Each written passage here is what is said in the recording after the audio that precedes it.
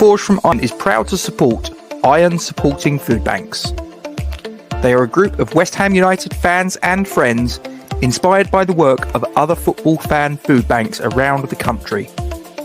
They collect food and cash donations from Newham Food Bank in Beckton, who supply 7 distribution centres in the borough, 7 days a week, and hand out several hundred 3-day emergency food packs every month to families in need. They are also working with other groups to improve conditions for vulnerable adults and children in the Newham community. They are supported in their efforts by West Ham United Football Club, the WHU Foundation, LS185, London Legacy Development Corporation, Newham Council, the Met Police, Spire London East Hospital, Expedient Security, and a large number of West Ham and football fans. You can help by making a donation to their Just Giving page. You will find the link to this in the description section of the video details in this stream. Thank you for your support. Come on, you Irons.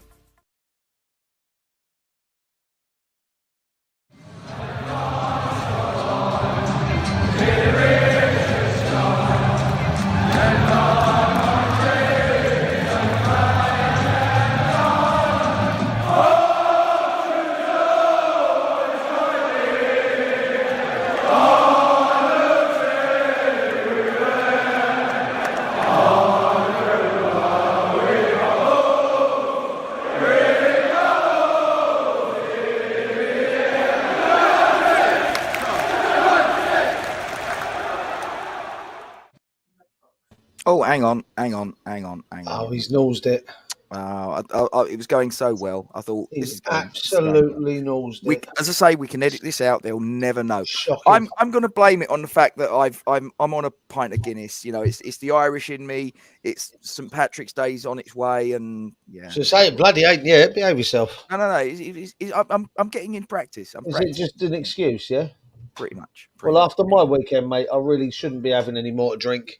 Yes. I spent 3-4 days, if you include the Thursday night, surrounded by my country music family, shall we say, country to country at the O2, singing, dancing.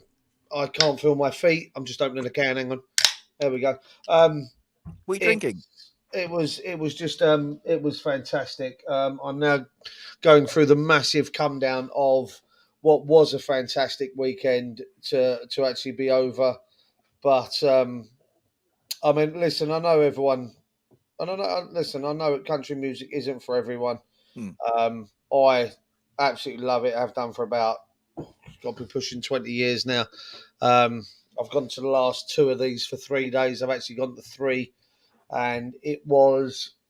Oh, it's just fantastic. It's not the ding, ding, ding, ding, ding, ding, ding kind of music that people not like think Deliverance. it is. I'll tell you what, though, there was a band. I'm going to just quickly go off on another tangent. There was a band there called the Old Crow Medicine Show, and they are very much a hillbilly bluegrass kind of a band. Their recordings, everyone, I'm in a group on Facebook about the event, before we go and after and everything else. Everyone, even the hard-nosed country music fans were like, this isn't our cup of tea. We probably won't stick around during their set. We'll probably piss off, go to the bar, get a drink, whatever. I tried to listen to their music in the last few months. They were announced in October. I can't enjoy it. It's not my cup of tea. Well, they were with us yesterday. So they were in Scotland on Friday, at Glasgow. They were in Dublin on Saturday. And the whole group, there's 11,000 people in the group, and this whole group blew up of people that watched them on the Friday and watched them on the Saturday, saying how good they were, how they're their highlight of the weekend. And we're all like, what? I tell you what, it was one of the moments. Like I say, I've been going 3 years. They were fantastic. I laughed, I cried. I was singing along. I was up dancing. I'd say they had 95% of the O2 on its feet, singing and dancing to the song Wagon Wheel. I've never seen it. Never seen it. The amount of people that have said it's one of their big people. I know people that have been going for 10 years that turned around and said that was the best that they've seen in 10 years of C2C, and not one person was willing to give them a moment before they came on stage. Wagon Wheel, is that the one? Is it Darius Rucker? Darius, but well done. The fact that you know, I will give you props for the fact that you know he's Darius Rucker. But yeah, they did their version of it, and it's the big bass, it's banjos, it's harmonicas, it's bongo drums. It was just something that shouldn't but did, and it was brilliant. They were the highlight of my weekend. I still won't listen to them recording because they're shit, but live and on stage with the energy that they brought a party to the stage, and it was just brilliant. Excellent. Anyway, enough of that. We're not here for my but I've got my cup that says C2C, so I don't care. 6 minutes and 35 seconds. I'm going to ask you guys, 23 of you that are watching, to please don't forget to like, comment on, and share the stream to your social media platforms. Subscribe to our YouTube channel if you are new around here.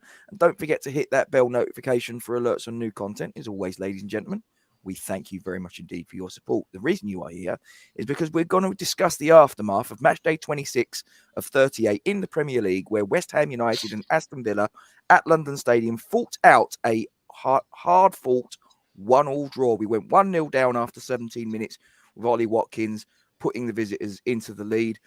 But a matter of 9 minutes later, Saeed Benrahma buried his penalty. Julian Dix-like.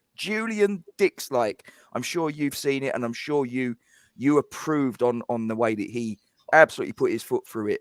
Now, I've put in the title that Moyes' cowardice has cost us 2 points. Now, I stand firm on that belief.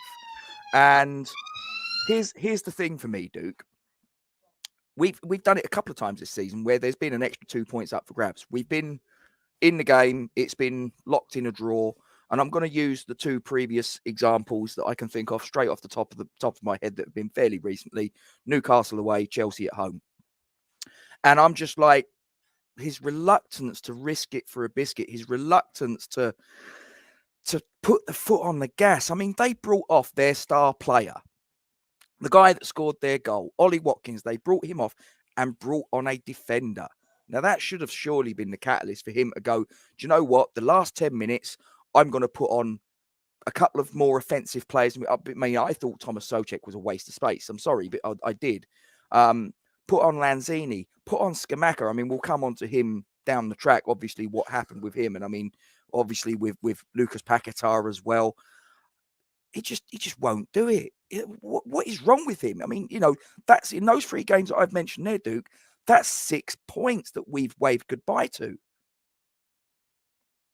You're on mute, old chum. It's all right, I was on mute. He doesn't want to, Rob. That's what I was saying. He should have gone. Okay, hands down, right? He should be gone by now. He knows a defeat will should cement his bullet, right? But he's not going to get it. We've already seen the comments that Jim White's come out and others have said he'll more than likely be in charge next season. Even if he's in the Championship. Great, isn't it? Yeah. Now, that being said, you've already mentioned the penalty, right? Now, I missed their goal. I'm not going to lie to you. I missed their goal. As I said, I was at C2C this weekend, so there was no TVs. I wasn't in a pub. I had to find, and I don't advocate this, but I had to find a dodgy stream on my phone. And not big enough, clever people. No, that's what I said. I don't advocate it, but I did, and I watched I watched it that way. So I missed their goal because I had it in my pocket while I was being wanded and checked into places. Do those ones actually work at the O2, unlike London Stadium? Well, it's a lot better. We had a lot of police there this time. We had some issues last year. Now, so I missed their goal, but obviously text messages come through and you see what's said. And from what I understand, I haven't seen the highlights. I didn't get back until midnight last night. So, it's just one of them. But then I look at the goal, I look at the penalty, and I think it was. I still don't understand what we're doing at corners. They're not coming in with any pace. They're not coming. No. They're kind of floated in. They're either hitting the front man or giving the goalkeeper all the time in the world to come and try and do something with it. They're not coming in with pace. Declan Rice is taking them. Let's not even go on that. And then obviously the ball is like it's like it's caught in Moon's gravitational pull. It's like up here in the air for God knows how long. Great control by Paqueta for when it drops out of the air, and he has a really good first touch. Second touch is shocking, right? I want to put that out there. Second touch was absolute dog poo. It bounces away from him. Now, what that does is that nearly allows the defender to win the ball back. I think it was Leon Bailey. It nearly gives him the opportunity to win the ball back. But he's a bit heavy-handed on the back of Paqueta. Do I think it was a weak penalty? Yes. If it was at the other end, would I be using all sorts of expletives because I don't think it was a penalty? Yes. But it went to VAR. It was given. It is what it is. Like I say, I thought it was a weak penalty, but he put that home with some aplomb. He really did. He absolutely larruped the shit out of it, and it was great to see. No dicking around. Ball down. Get out of the way. Bang! Right back to the halfway line. Let's go again. I don't understand the celebration from him. Right, I don't understand all of this, and there's some sort of shushy thing with both hands. I don't know what he's doing now, and I don't care. Keep scoring, and keep doing what it is that you do. Hammer, I'll cover that in a bit. Don't worry, I will come back to that. And then as I watched the game, Rob, obviously on my phone, and it was poor, right? I actually thought we played well in certain points. Yeah. I'm not going to say we played well for the 90 minutes, but we were all right. Now, what I don't understand, okay, is why. Well, there's a couple of things I don't understand. One, I don't understand why we can't defend like normally. Yeah, before 3:00, Cybro will be. Yes, I finish at 3:00. I don't understand why we can't defend like a football team. We defend like an under-8s playing against an under-12s team. We're bullied. We are knocked off the ball quite easily. We are out of position in significant amount of time. Now there was an effort, and I know. Listen, it ended 1-1, and there go our goal, and then there was a few chances smattered in between. Benny had an absolute blinder. Really good save by Martinez. Really good save. I think it was going over, but it looks good for the camera. And there was a couple of others when he was trying to get sighters in coming in off that left. Now, there was an incident, and Rob, we were talking about this offline. Get beaten again down the right, very, very easily down the right. No, our left, their right. No, our right. No, yeah, our right, their left, and they're played in so easily. It's like they're playing at a half pace. It really was.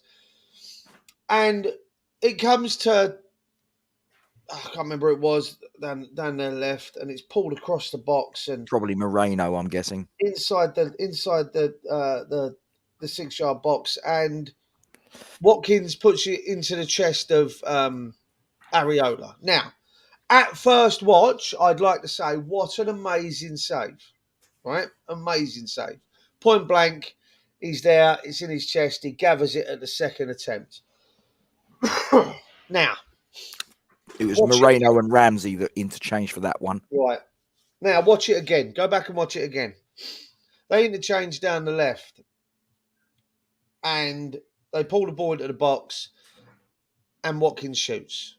Now, the reason that Areola is where he is when that happens, the reason he is there to make the save is because he's already diving, Rob, because he thinks that Ramsey's going to shoot, right? He thinks Ramsey's going to shoot, and he whips the ball back into the 6-yard box. He's already diving. He's thinking that he's going across the keeper with a shot, so he's already diving. Watkins hit it straight at him because he's already laying down. If he's not laying down at that point, Rob, if he tries to anticipate that that's being pulled back into the 6-yard box, he's not making the save. I really don't think he's making the save because he's not on the floor. Yeah?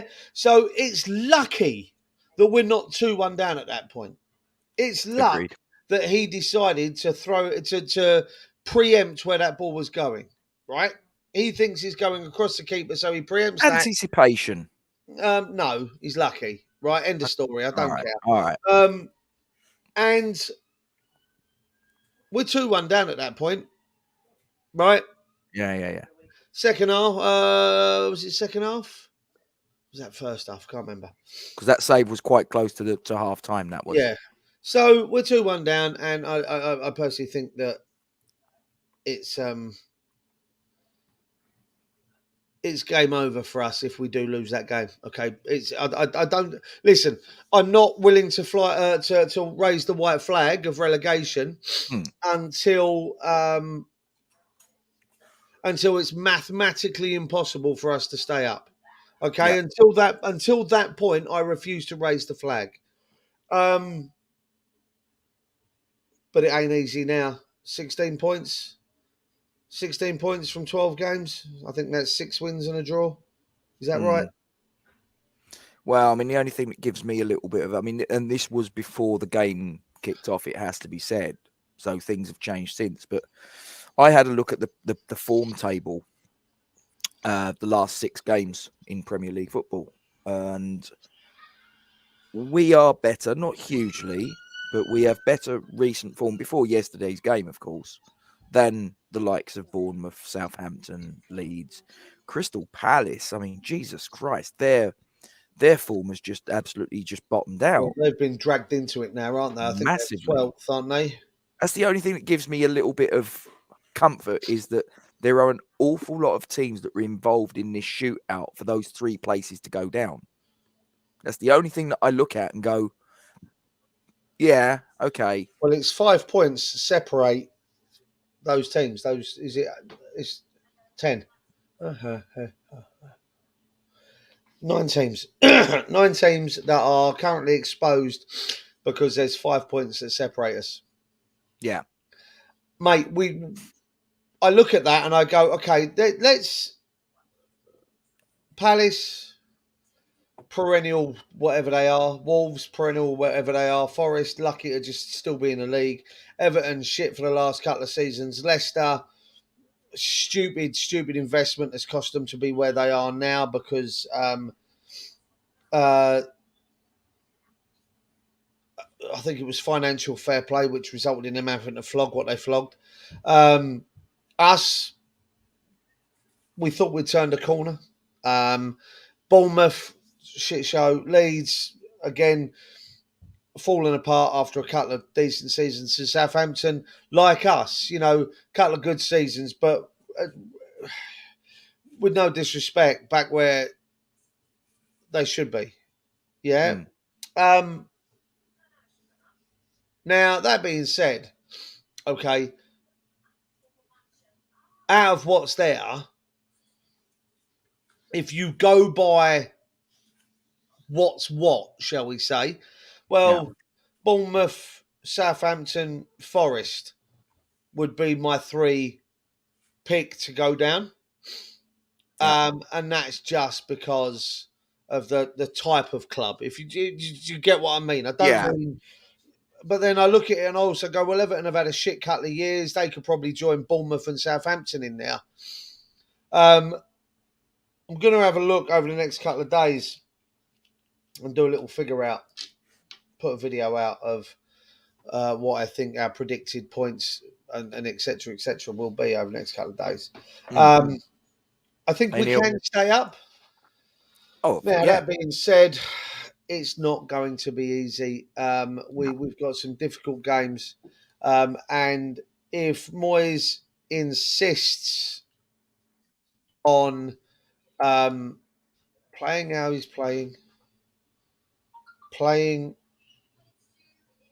how he's playing, the insistent that he will not entertain a 4-4-2, the fact that he will not play Scamacca, I don't know why. There's something seriously like a big issue here. Then we will go down under his leadership. There is no two ways about it. We need a change. We need something to happen within this club, and it needs to happen, sooner rather than later. Now, whether that's a player uprising, whether that's the players, enough's enough, and Declan Rice growing a pair of bollocks to stand up and say, this ain't good enough, boss, sorry. You can see the players are not happy. We're getting the rumours again. It was said last year or last season, end of last season, start of this one, whatever you want to look at it, that Moyes is a bully, that Moyes doesn't talk to players. Yeah, that Moyes doesn't do this, that Moyes doesn't do that. And then this is going back to the starred message that was put up earlier from Hammer 89. I've got to say that if this is the truth, then someone needs to stand up to him. I saw that picture of Scamacca, and from what I understand, it was from this game, from a little bit of investigative duties I've done today. It was from this game. He looks distraught. He looks absolutely dejected. I've seen posters doing the rounds on social media. Have you seen this man missing, wanted posters? Yeah. And I find that very harsh by the supporters. And I'll tell you why. He wants to play. He wants to do well. He wants to score goals. He wants to put on that shirt, run out onto that pitch and put balls in the back of the fucking net. He's not been given the opportunity to. No. He's not being given the chance. I said on Thursday would have been the game for him to come back in and to play. He could have got 90 minutes in that game against Larnaca at the weekend. Yep. He could have got 90 minutes under his belt and a bit of confidence back. Could have bagged a couple of goals and who knows. He had every chance of bringing him on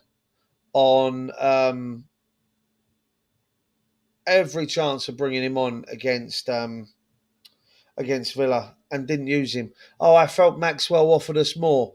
Hang on a minute. Can we... Who's Tim? Did I say Tim? I don't remember saying Tim. Anyway, I felt he could have brought them both on.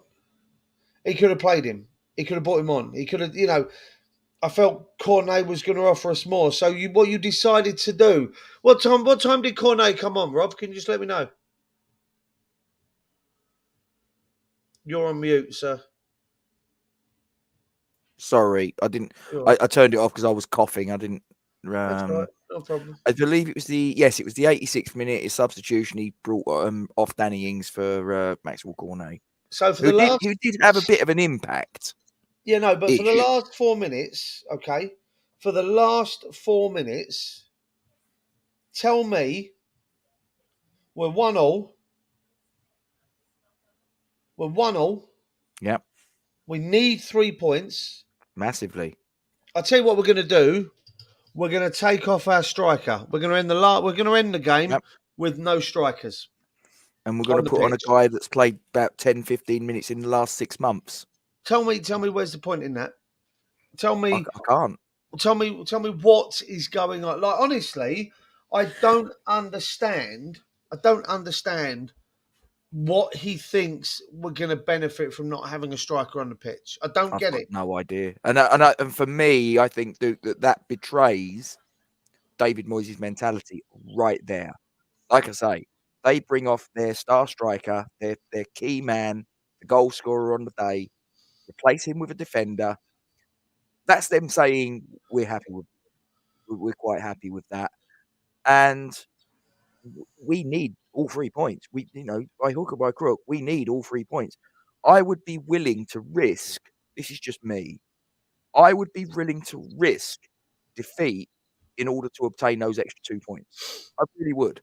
If by putting on Lanzini and Scamacca and Cornet, we then leave ourselves a little bit more vulnerable at the back, and God forbid we concede that goal. Do you know what?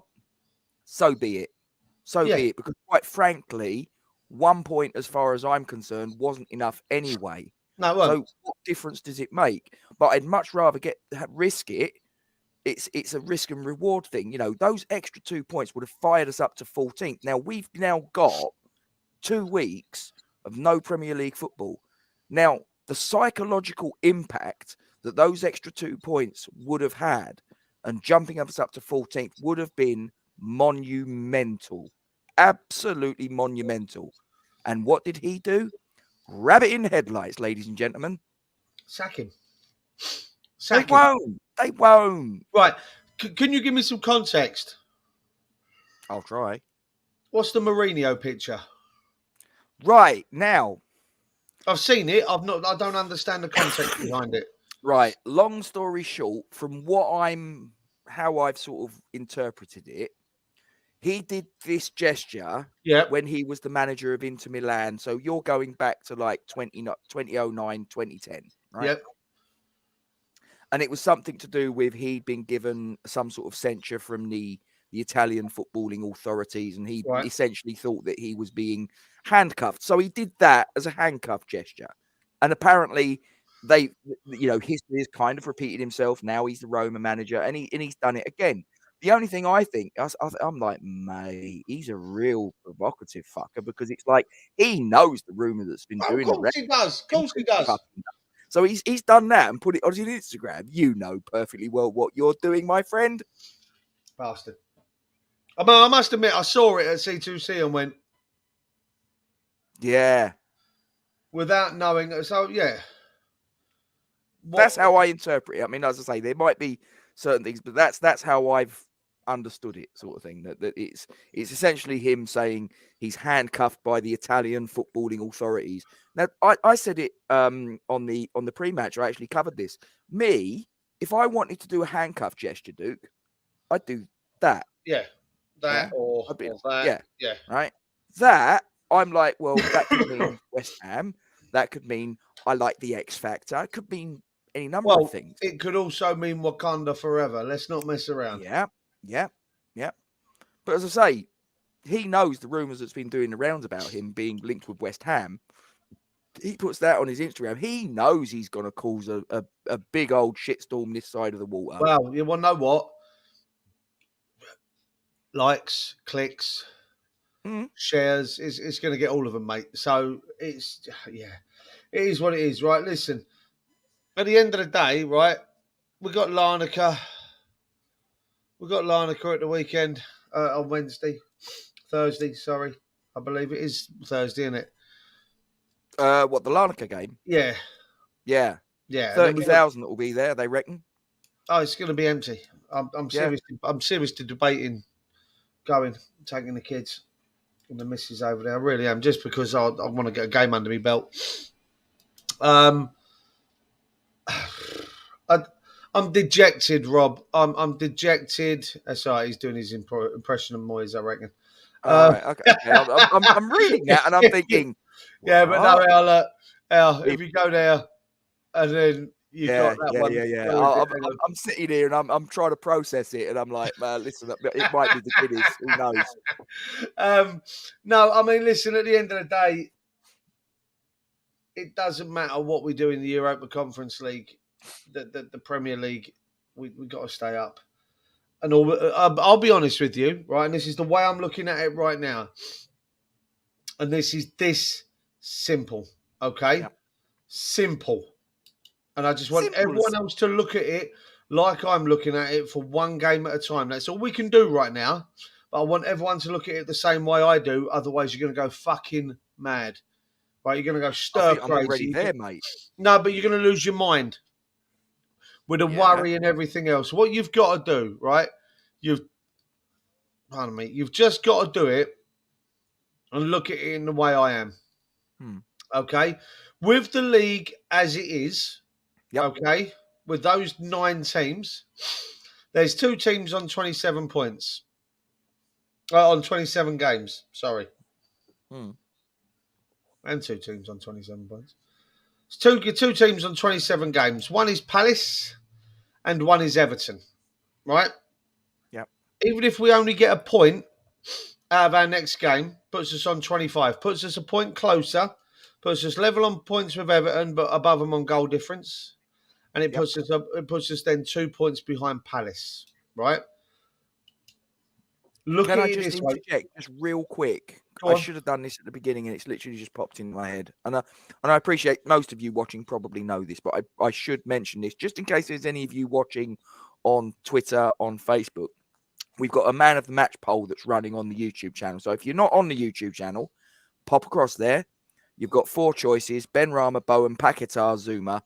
Cast your vote, have your say, and we will determine who is the Fulham Iron man of the match. I think they're probably the standout candidates. Would you agree, Duke? The only candidates, mate, grand scheme of things. And I mean, even then it weren't great. No, as I was saying, right, look at I just need you to look at it in one way. It's just got to be in one way.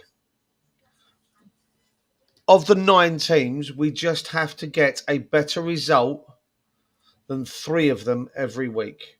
Yep. Right, it's that simple. It's that simple, including the ones that are above us. Bearing in mind, we're only 3 points off of those. And of those that are 3 points above us, there is only 1. So of the 9 teams, there is only 1 of them that has a better goal difference than us. Okay, that's Leicester. The rest of them have worse goal differences than us. We just have to get a better result than 3 of them every week, right? That's it. Forget anything else, right? Because this is where I stand right now. If 3 of them lose and we get a point, that's a better result, right? Yeah. That's the way I'm looking at it right now. I can't look at it any other way. I cannot look at it any other way. We can't play for that point, can we? We have to go for a win. I can't look at it any other way. Right, I don't get that, but listen, I understand we have to go for a win, but that's down to Moyes and the players to figure out a way around that conundrum. Do you think he's lost the players though, Duke?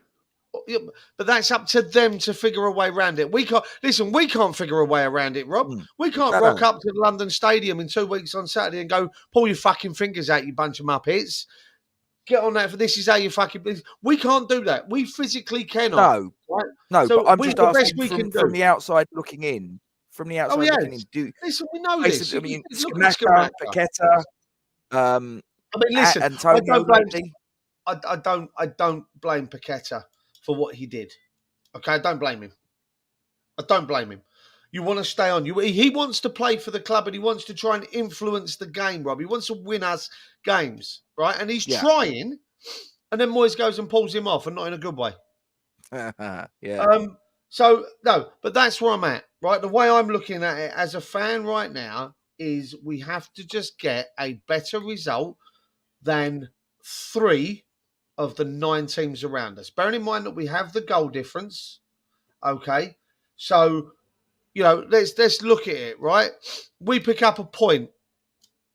Palace lose. Well, they lose. They're on 27. We go up to 25. We're back to within 2. We've got the game in hand over Wolves, right?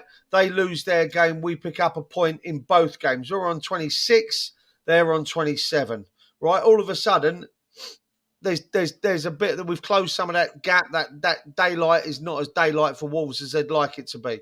Let's look at it the other end. If we pick up a point and Bournemouth lose, well, we're a point clear. Leeds, Southampton lose, we pick up a point. We go a point above them. Everton, Leicester. We've just got to be better than 3 teams week in, week out of those 9. If we can be better than 3 of those teams week in, week out, regardless of what 3, because it is all so tight down there. As I said, it's just 5 points that separate 9 teams. We only have to pick up one point better than 3 or 4 of those 9, or the other 8, shall I say. So if we pick up a point and 4 of them drop all 3, well, we're a point better off than 4 of them out of the 9. That's 5 of us, and then regardless of what the other 4 do, regardless, it doesn't matter. As long as we can be better than 3, that's the only way I'm looking at it week in, week out right now. I find myself looking at the results of those other 8 going, okay, well, we're drawing, Palace are losing. That's good.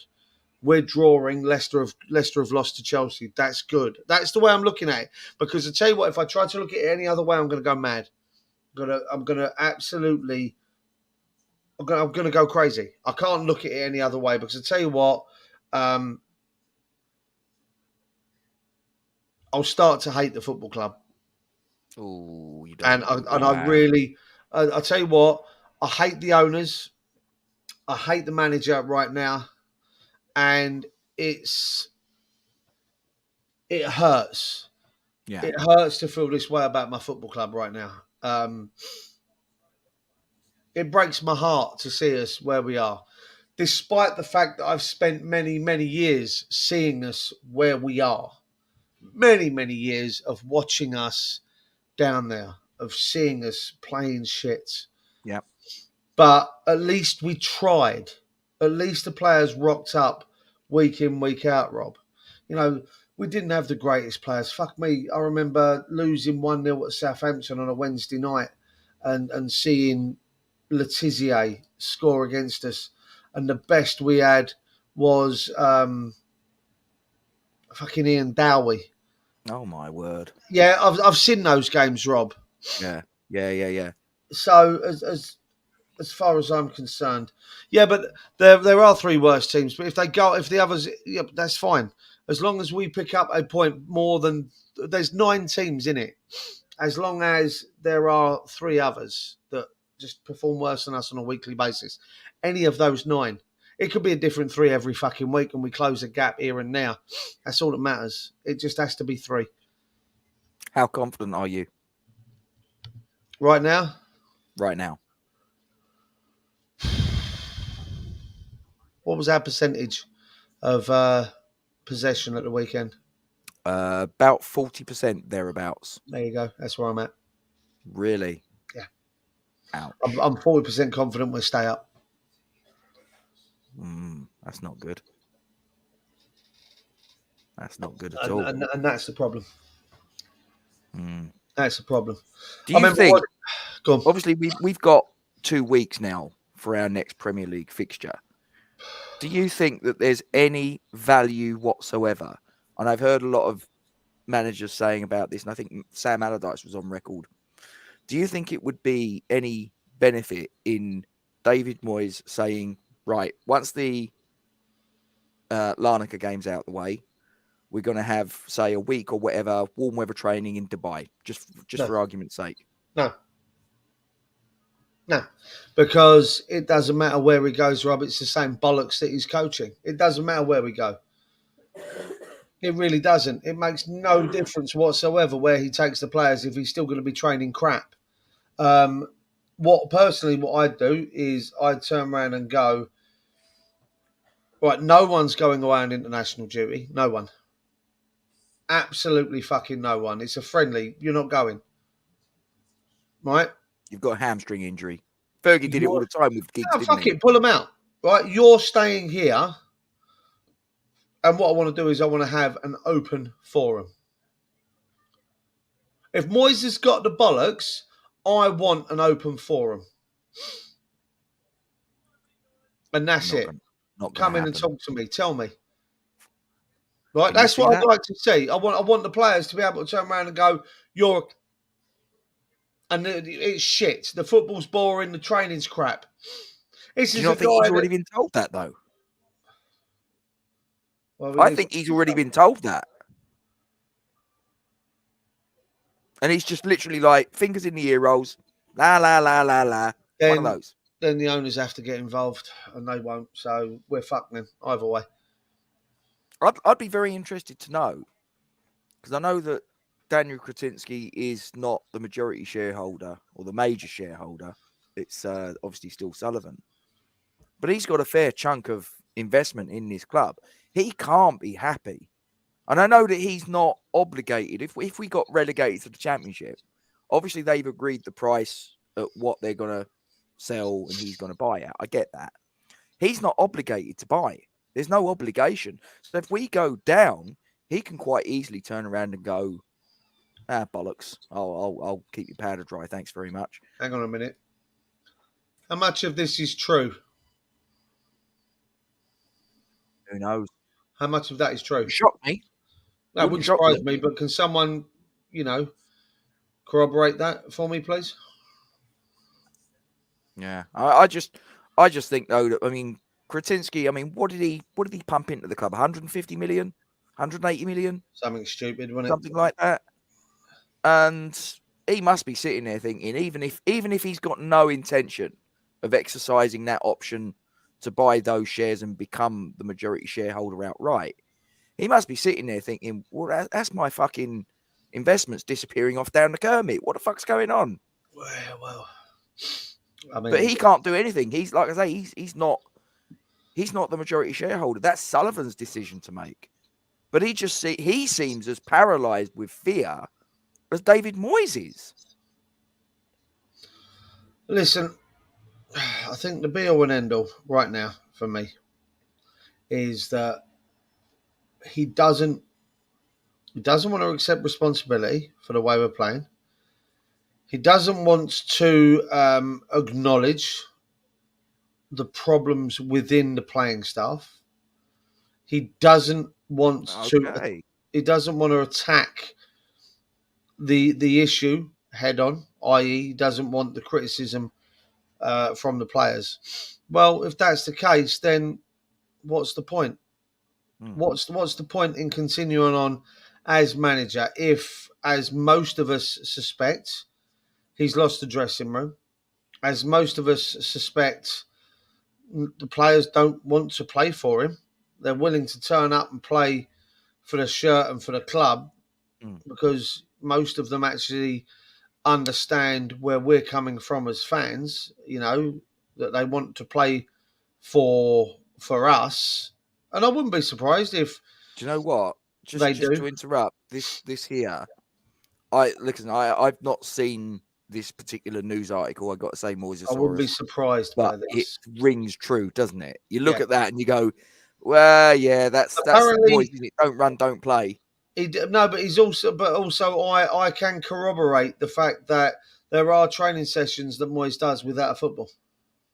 That's bollocks. I can tell you that there I'm are. not saying that's bollocks, but I mean, no. I know what you mean. Yeah, I have that on good authority that there are training sessions where he hasn't used a football, and I'm sorry, but if you're doing that, thank you. If you're doing that, then there's a serious problem with your training regime. Serious problem. I agree. How the fuck are you training a Premier League football club without a football? But listen, that's your tool of the trade. Yeah, exactly. If you are not, I appreciate. Look, you have to be physically fit to play Premier League football. I get that. So there is a certain amount of your training that has to be, getting your stamina up and all the rest of it, and being able to last 90 minutes plus. But if you can't trap a bag of fucking cement, what's the point if you can run a fucking marathon? Yeah. Absolutely. It's embarrassing. I've put you a message in the private chat, by the way. I've read it and I gave thumbs up. Oh, did you? Yep. Oh, I haven't got anything this end. No, I gave you the thumbs up sitting here. Oh. I didn't know. I thought you don't look at me. Oh, I don't know. I know I'm not the prettiest of pictures. Well, listen, you may very well say that, old chum. I couldn't possibly comment. Okay, right. Let's get this done.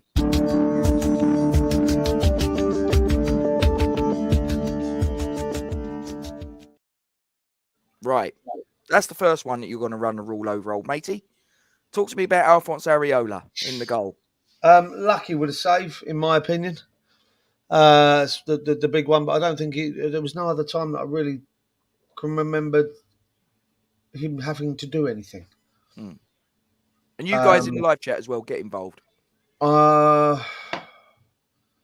7. 7. I think that's probably a pass score. I will say his distribution was better, and he did look to try and get us on the break quite quickly. Yeah, I will put that out there. And I'm not trying to dig out Lucas Fabianski. I mean, he's done. No, you can. He slows everything down, Rob, and it's bollocks. Oh, yeah. That's massively been his area of deficiency for me. He's like, he gets the ball and he does that little thing. He sort of like trots to the edge of the area and no, I'm going to hold on to it for a little Pretends bit. He's going to throw it. Yeah, it's fucking frustrating. It really is. But fooled you. Yeah. I'd say that 7's probably a pass score. I know what you're saying about the save he made from Watkins. But I think that sometimes, as a goalkeeper, you have to make your own luck. Sometimes you have to guess. You have to anticipate. Sometimes it goes your way. Yeah, they're called penalties. Yeah, but I'd say I think he made his own luck there. Yes, he got lucky, maybe, but like I say, I think fair enough. Sometimes you need a slice of luck. But I'd say 7's are probably a pass score. Evening, Anton. Hope you are well. Sharky has also given him a 7. Let's just have a look here. Who else has given him a mark? Jones given him a 7. David has also given him a 7. Anyone else that's come in with a score? No. Okay, right. So we will move on, and we will go to the left back of the day, Mr. Emerson Palmieri. Probably going to get a little bit of, I won't say hate for this, but there was a lot of blustering and a lot of bluffing, huffing and puffing and everything else, but there didn't seem to be much else of an end product from him. I know, listen, at the end of the day, he can only work with what he's got to work with, and those that are around him, if they're not putting in a shift or what, or whatnot. But I don't think I can justify giving him anything more than probably. I don't think I can justify giving him anything more than a 6, Rob. Yeah, I think that's pretty much where I'm at with it, to be honest with you, mate. I think 6 is probably about fair. I thought he defended all right. I mean, hello. Sorry, we got a late one for Areola. Bex has come in with a 7. Thank you. I don't know. Usual suspect. Is that Areola or is that Emerson you've given the mark for? If you could clarify that. David's coming. Gives him an 8. Very generous. Fair, each to their own. I'm not going to knock him for it. Oh, no, hang on. Mr. Walsh, 7/8. Come on. Pick one. Make a decision. Pick one. Make a decision. Stop all this pussyfooting around. You're like David Moyes, you are. Harsh. Is it really? This is my real name. I tell you what, that must have been a right bastard when your mother went down to register your birth and put that on the old birth certificate. Jesus. All the time in the world for that. I like Emerson as well, Joe. I don't think he had a great game yesterday. I don't think he was piss poor. I think that probably around. You've got to justify giving him whatever score you're giving him, and if you can justify that, then that's on you. Yeah. Me, I don't think I can justify giving him anything more than a 6. Yeah. I mean, Anton makes a good point. I mean, to be fair, he did link up well with Benny, and is he a better option than Aaron Cresswell? Yeah, he probably is. But when you're playing with handcuffs on, it's very difficult, Rob, and that's how all our players are playing right now. It's like they're playing with the old foot cuffs on. They're not able to do what they want to do. Oh, is he flashing his gold card again, old Walshy? Possibly. Oh, fuck's sake! All right, we'll have to induct. Oh, hello. Look, someone else. Oh, no, this is getting out of hand. This is getting out of bloody hand. They're all going with their bloody decimals now. I'm just waiting for. Oh, look at this. Jesus. I agree with what Anton says there, Rob. It's funny how different we all see the game, and that's it. I mean, like I say, I only saw what I saw the way I saw it, obviously. But it's But that's it. It's it's difficult, in my opinion, to give him anything more than I've given him. I can't justify anything more. If others can, and that's how they see the game, that's fine. I get that, but that's where I'm at with it. Absolutely. Yeah, you can only look at it through your own eyes and with your own set of standards. Talk to me about Nathan. What did you think? Was he at fault for the goal? Again, I didn't see their goal, so I can't I've not seen highlights, so I can't go back. So I can only comment on what I did see. Evening, Paul. And for me, he's becoming more and more assured now. There are still mistakes in there. Yes, of course there are. We're all going to make those. It's unfortunately part and parcel of what happens. But I felt he was quite assured at times, confident enough on the ball. It doesn't worry me when he's being put under pressure, when he's got the ball where he's got it, because I feel that he's going to be able to retain possession. So I'm not concerned when he's kind of left with a ball in what I'd consider to be for anyone else a dangerous position. He still fills me with confidence, and I'm not too worried about it. So I'm actually going to give him a 7 for the game, Rob. From what I saw, yeah. I'll tell you what, I fundamentally disagree. I thought he was poor. And do you know what's worrying me? He had the Man United game where he was culpable for all 3 goals. And then obviously that's harsh, but okay. No. I didn't say he was to blame, but culpable. There's a difference between blame and culpability. I think he was culpable, right?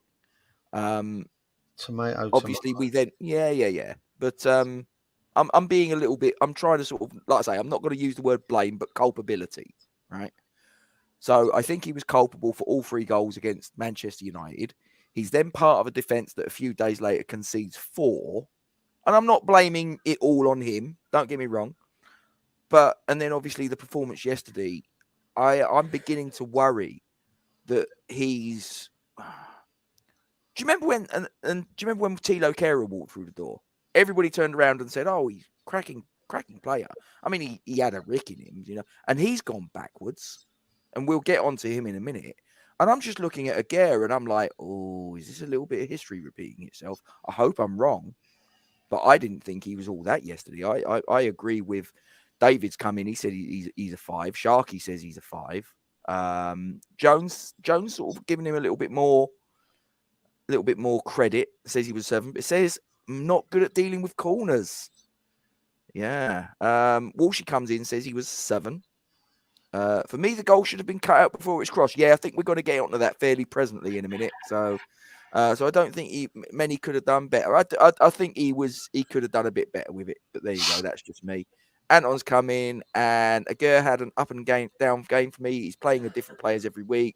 Hoggy, Johnson, Kehrer, Zuma, Cressy, Emerson, Kufal, Fab, and Ariola. Gives him a 7 though. Okay. Hammerhead comes in, basically says 2 weeks for this league and gives him a 6. Bex gives him a 6. Hammerhead gives him corrects that score from a 6 to a 5.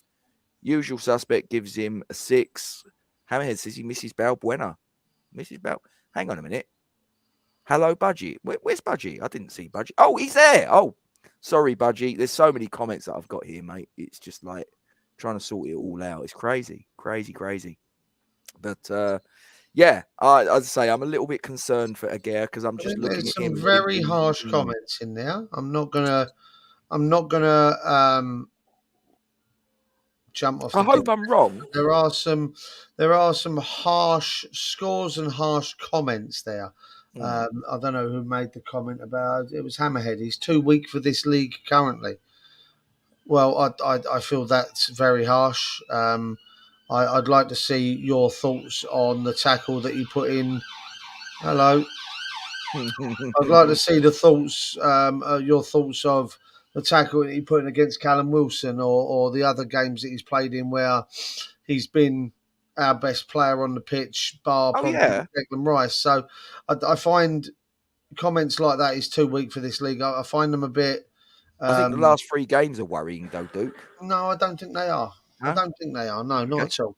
When you've got to consider he's surrounded by everything else that he's surrounded by, unfortunately, things are going to happen. When you're playing alongside Ben Johnson, who doesn't know how to fucking defend, or you're playing alongside Aaron Cresswell, left back, or if you're playing alongside Emerson, who's gone for a fucking wander, or you've got a goalkeeper that just doesn't like to actually be a goalkeeper in Fabianski. When the ball is constantly fucking coming back at you over and over again. Yeah. It's one of them. I actually think I stand by my comment from the other day when I called him the Moroccan Bobby Moore, and he will only get better. Okay. Talk to me about Kurt Zouma. What you saw of him? I still think he's struggling, Rob. Really? I still think there's something there that's holding him back from going full tilt. Whether it's psychological, whether it's physical, I don't know. But I just think there's something there that stops him going full tilt into challenges, into a run. I remember the game, the Everton game, when he went for a run and pulled up quite sharpishly. Yeah. And we thought he was going up. I don't know whether there are things in the back of his mind that are still preventing him personally. I'm not saying that it's a physical injury. There's a possibility that it's a mental injury, that he's just not willing to go all out. Do you know what I mean? So I'm concerned by that, to say the least. I just don't think he's 100% right. Like I say, whether that's mentally, whether that's physically, whatever it is. Do you think he doesn't trust his body? Well, to be honest with you, mate, I don't trust his body right now. I'm going to go in and give him a 6. I'm going to give him an 8. I thought he was outstanding. I thought he was really good. I mean, just looking here at some of his numbers, his past success was 96%. He won 1 aerial, 1 attack. How many passes did he make? Don't know. Don't have that information. See, that's my concern with that. Thomas Souček made 8 passes and probably had a 97% possession pass successful rate. Thomas Souček has never had a 97%. No, but you see what I mean, though. Yeah, if you're only making 6 passes, then yes, of course you're going to have a high percentage possession of high percentage of completion. I don't buy into those. I struggle with those. If it's a midfielder that's making, 270 passes and he's got a pass completion rate of 1, no, not good enough. If he's making 26 passes and he's completed 27 passes, fantastic. So I look at I look at my defenders for something else. Okay. So David's giving him a 6. David's giving him a 6, and Hammerhead says Zouma did everything right that Aguirre did wrong. Neil's giving him a 7. Hammerhead's coming and giving him a 7. Walshy's giving him a 7. Sharky a 6. Jones says he was good and gives him a 7. Bex gives him a 7. Anton says, I thought Zouma looked decent. He loves getting stuck in, but he's always concerned about his knee. 7 out of 10.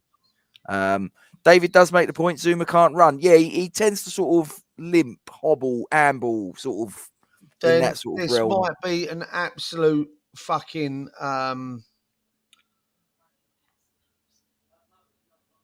this might be a absolute shit show of a comment. If he can't run, why the fuck is he still at the club? That's quite simple. I see what Anton says there. 44 accurate passes for Zouma. How many of them were sideways and 4-yard passes? Again, there has to be context in everything we're saying around this. If he's made 44 passes, 3 of them were long balls and found their passes, but he made 41 passes that went to Areola. I remember he made a couple of long passes and they got to their intended target. Listen, I'm not trying to be facetious. I'm not trying to be, argumentative or just being an arsehole for an arsehole's sake. It's the way I look. It's the way I look at things. Yeah. Unfortunately, we do. You're right, Joan. We do. I don't Gonzo want said to, it. as We long always as he have to can find win the rugby headers, person. as long as he can win headers, and as long Yeah. as he can make tackles, that's great. That's what I want him to do as one of my centre backs. Whether Yeah. or not he can make 44 successful passes upfield, I'm not overly concerned by that. That's just me. That's just me. Fair. Right. The elephant in the room. Right back. Tilo Kehrer. Like I say, I didn't see the goal. I can only go by what I've heard, the comments that I've been told, the absolute shit show that he was. So off the back of that, I can only give my score off of the back of what other people have said. I'm going to give him a 4. Yeah, I'd probably say about a 3 or 4 from me would probably be about right. He was massively. I mean, Jesus Christ. I mean, I checked because I can't say that I know intimately what Tilo Kehrer did at Paris Saint-Germain. So I had a little bit of a gen up, and I was like, did this guy actually play at right back for PSG? Because obviously he's quite a versatile player. He's a utility player essentially. You know, he From what I can play. understand, he actually played more at right wing back. Well, I don't know. Not according to what I've read. I mean, yes, he did play at right wing back, but but a lot of the info I went on to Transfer Market, and I had a look there. I just sort of like went. I wasn't interested in his stats at Schalke. I literally just looked at PSG, and more often than not, he was played at right back. He's played at the position he was playing in yesterday, and he just looks like he hasn't got a clue how to play that position. Not a clue. And yet this is a guy that has played, I believe I'm right in saying, I'm sure I've got it right. He's played more minutes under the current Germany manager, Hansi Flick, than any other player since he walked through the door. And I sit there and go, this geezer can't fucking defend. How does that work? Well, I think a lot of it again comes down to the fact that as I've said about Agerd, if you've not got the players around you, and this is in no way, shape, or form meant to be of forming a defence for Tilo Kehrer, I will point that out straight away. But if you've got players around you that can't play the fucking game, like the other players that you're used to playing the game with, let me get that one straight on the plate. Then yeah, you're going to look bad when you do something that doesn't come off. Benny Paqueta, take a look at Paqueta. You know, everyone was moaning that, stop the fucking flicks, the tricks, and all this because they're not coming off. Yet, as I've already, ascertained, if you're playing with other players that read that and do that with you, then you're not going to have a problem, are you? Unfortunately, he didn't have those, so things didn't come off and it looked bad. That being said, when you go for a wander and you get punished, then you're going to be at blame. You're going to be at fault, and you are going to take the blame, and you are going to take the fault. Honestly, mate, have a look at that goal again. He's backtracking like Roger Johnson did from Yaya Toure at that game at the Etihad all those years ago. He was just backing off. And then when Moreno plays the ball, I don't know what the fuck he was trying to do. He does he sort of puts his foot sort of like in midair behind him. I'm like, what the fuck is that? That's not in no defending manual that I've ever seen. Honestly. Mate, I think I'm going to give him a 3. I think he was piss poor. And I know people can turn around at me and say, oh, but he got forward well. Mate, he's a defender. His primary objective is to defend. The attacking side of his game should be an optional extra. But if you've got a defender that can't defend, well, then I would say that under the Trade Descriptions Act, he ain't a fucking defender. But there you go. That's just me. Sharky's given him a 4. David's given him a 4. Bex has given him a 4. Walshy's given him a 5 and says, we don't know what Moyes told him to do, so I think he's been a scapegoat. Well, I would suggest he probably told him to be a right back, Walshy, and I'm not quite sure that he was a right back yesterday. That's just me. Again, another player that has played right back in a 4, left back in a 4, centre back in a 4. Yeah, I get that. He has been shifted around, a bit like Ben Johnson, but he played there for Paris Saint-Germain, Anton. He played there a lot for Paris Saint-Germain, and he just doesn't seem to have any positional awareness to play at that position, from what I can see. Neil comes in and says 4 for defense, 6 for attack, so 5 overall. Yeah, fair enough. Paul, German international, former PSG player, alien abduction with a real hair carer. Please come forward. Chopping and changing the defensive line is slaughtering everyone's confidence. Yeah, I don't know what's going on. I completely agree with that. Hammerhead gives him a 4. So Dave comes in, tries to give him a little bit of slack and says Bowen didn't help him. I would say, David, I don't think he helped himself primarily. I really don't. But anyway, there you go. Declan Rice, the gentleman with the armband. Now, it was fairly apparent to me, Duke. I mean, it was announced when the teams were announced. It came out that we were going to be lining up as a 4-3-3, and I said after 10 minutes to my son, who was sat to my right, and I'm like, "This ain't 4-3-3. This is a 4-1-4-1." Declan was the shield, and Souček and Paquetá were noticeably forwards, and you had Benny and Bowen either side. It was a 4-1-4-1 all day long. So he was the sole holding midfielder. How did he stack up in your opinion? Honest to God, Please. I think he was shit. Ooh. From what I saw,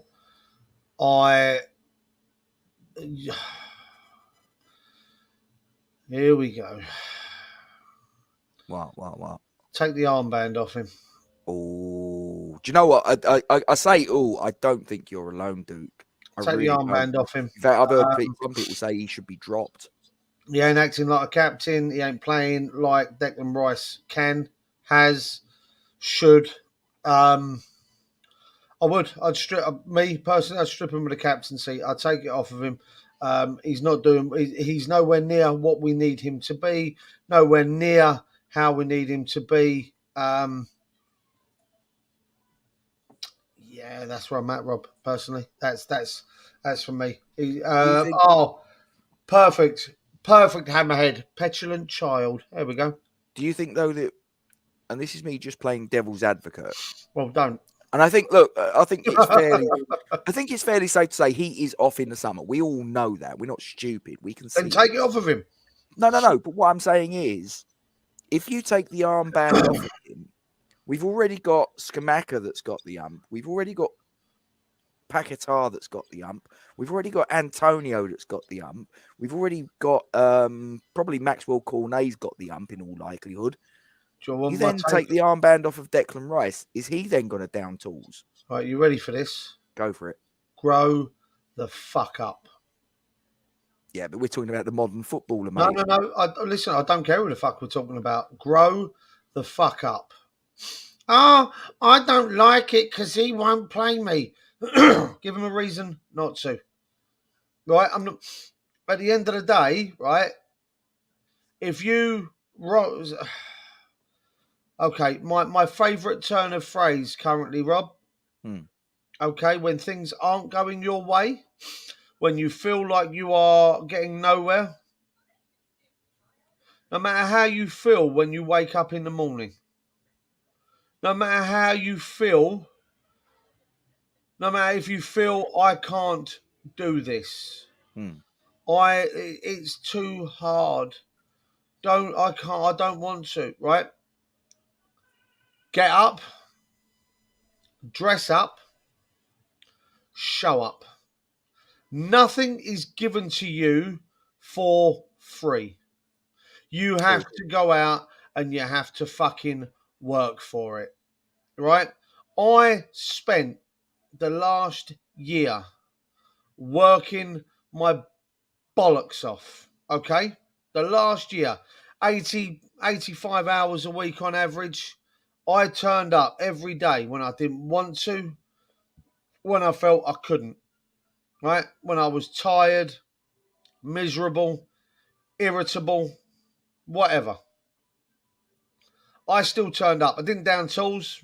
I didn't say life ain't fair.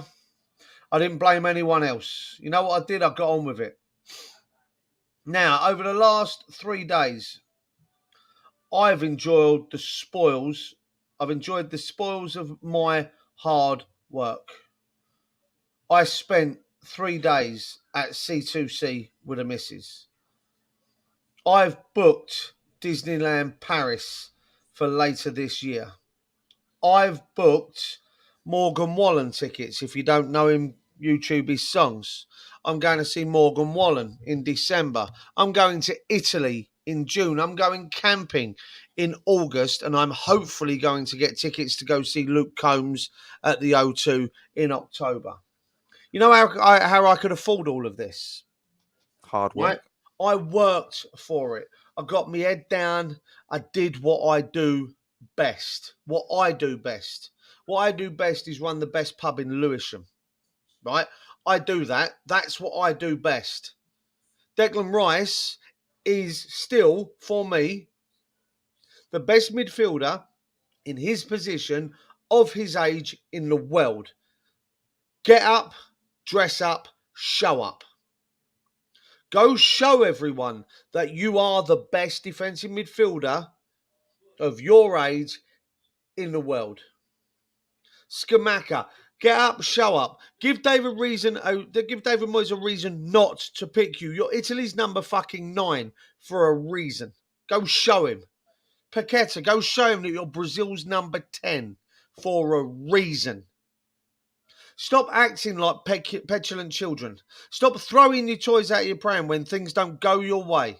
If they don't go your way, you get up the next day and go, I'm going to prove you fucking wrong. I'm going to get up. I'm going to dress up. I'm going to show up. It's that simple. Can I put the case for the defence? And I get what you're saying, but pass success 87%, 7 tackles made, doesn't tend to suggest that he didn't have a go. What else did he do? Did he lead the team, Rob? Did he grab the game? It could be Did he grab the argued game that by he the did scruff not. of its neck? But do you think that those stats suggest that he didn't at least have? I mean, he had more tackles of any player in Claret and Blue. I'm not saying you're right. I'm not saying you're wrong. I'm just looking at the stats here, and I'm like, well, in fairness, he won had a more few tackles tackles than anyone in Claret and Blue. How many tackles did he make? As a defensive midfielder, how many tackles did he make? I don't know. Right. I don't know what his tackle success rate was. So then the argument that you're making for me right now doesn't cut any mustard. He's a fucking defensive midfielder. Okay. He should be making fucking tackles. This is his job. His job is to lead the team as a fucking captain. Just for a moment there, I heard Roy Keane's voice when you said those 3 words. It's his job. It is his job. His job to lead the fucking team. And for me, just recently, he's not been fucking doing it. He's been throwing his toys out of his pram. Or he's been going, oh, well, the boss, this is the... No. You're the fucking captain of the football club, mate. Grow a set of bollocks. Stand up to him. Stand up to him. If it loses you the captaincy, so fucking what? At least you've got the pride to show that you've tried to do something, right? At least you can stand back at the end of the day, and if it comes to it, in a press conference, and they go, so Deck, you lost the captaincy today, why is that? Well, I had the bollocks to stand up. I had the bollocks to stand up for what I believed in. I had the bollocks to stand up and confront the manager that I think he's fucking wrong, right? That's all it boils down to. Souček's another one. Yeah, cheers, Neil. We'll come on to him in a minute. I can't even get there. But at the end of the day, if you ain't willing, you ain't going to get. And if he ain't willing to put in the effort, he ain't going to get the move. Because other clubs are going to be looking at him going, what a wanker. Don't want him at my club. Yeah, I mean, I listen, I get, I mean, Hammerhead made the comment. Dress up, show up. I can understand why that would be how he was viewed, because there were a couple of times when you sort of look at him on the pitch and go, "Oh, for fuck's sake, grow up." But that's David's it, giving isn't him a it? 5. Sharky's giving him a 5. Neil's giving him a 5 and says he's lucky to get that. Walshy's giving him a 5. Beck's giving him a 5 as well. I think there's a general theme developing here. Axel's giving him a 5. Yeah, do you know what? Maybe I'm a big softie. I'm going to give him a 6. I'm going to give him a 6. I don't think he was that bad. I can understand why people look at him and go, "You're the captain." And obviously, when you've got the armband, you have a certain pressure, a certain responsibility to live up to. I get that. I just think that the guy's working with a manager that's putting out archaic tactics. And I think he's just got to the point where he's like, I've just fucking had enough of this. I can't fucking deal with this. Do you know what I mean? I'm not saying it's right. I'm not saying it's wrong. I'm just saying I think he's just got to the point where he's like, for fuck's sake, he wants us to do what? I think the buck stops with the manager, mate. I really do. Maybe. But hey ho. Walshy just said, did I imagine or read Rice has gone to see Sullivan to say they're fed up with Moyes' tactics? Would not shock me in the slightest. But what's that going to achieve? I really don't know. I don't see that he's going to then have a conversation with Declan Rice, who Sullivan knows is fucking off in the summer, and say, listen, the gaffer's playing absolute shit football, which I think that, to be fair, Sullivan probably can see with his own eyes, but it's like the Emperor's new clothes, isn't it? Do you know what I mean? It's the Emperor's new clothes all over again. I see no ships. Talk to me about Saeed Benrahma. Hang on a minute, I want to come back one step.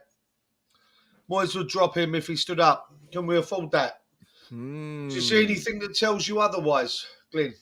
Like, honestly, do you honestly see what Declan Rice has been giving us over the last few games worth keeping him in the starting lineup? There's a question back at you. There you go. Saeed Benrahma, Duke. Best player on the pitch for us.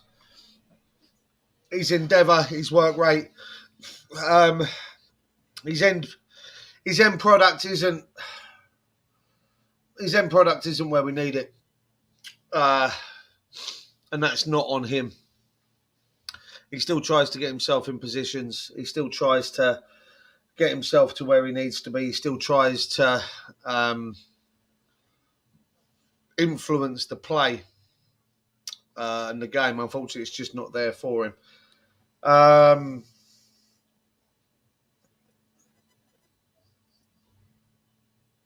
can't justify giving him a 9. No. Because the end product wasn't there. You know what I mean? The end product wasn't there. If one of them had gone in, different story. I'm going to give him an 8. Just because it's consistency and stuff. And in the answer to Walshy, no.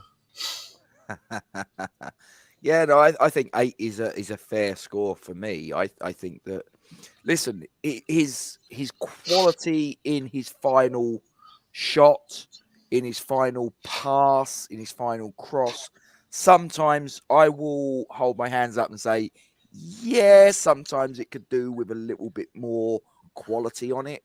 But what I will say is that one game it'll be the best, and then the next game it won't be. I think that's his issue. Yeah. I think as far as his endeavour is concerned, I mean, he had 10 shots yesterday. 10 shots, 5 of which were on target. Yes, one of them was a spot kick, we know. But he was one of a very few number of players that, in my opinion, from my vantage point, I think could come off of that pitch quite legitimately with their head held high.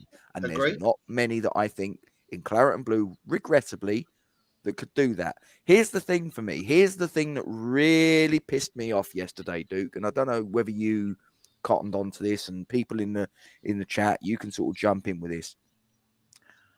On more than one occasion, Emiliano Martinez had the ball at his feet and no one engaged him for probably about 30 seconds to a minute. And where do you think that comes from? Oh, I know precisely, and I think you know where precisely it comes from. I think that's a rhetorical question from you, Duke. I'm Of sure. course it is, you know that. Yeah. But I'm just like, at least look like you're trying to make him make the fucking decision to play the ball wherever. You know what I mean? He literally, in the first half, he Yeah, had but the we ball can at his sit here feet, and and say that. Danny Ings is just like, well, what do you want me to do? Yeah, but again, we can sit here and say that, and we can criticise the players for not doing that. I think that, and I think it's a fair criticism. I'm not saying it's not, but what does get me is it's quite clearly the tactic that David Moyes wants to employ. Oh yeah, Right? It no doubt. really is quite fucking blatantly obvious that that's how that man sees us setting ourselves up when we start to defend. Without the football, this is how we're going to be, right?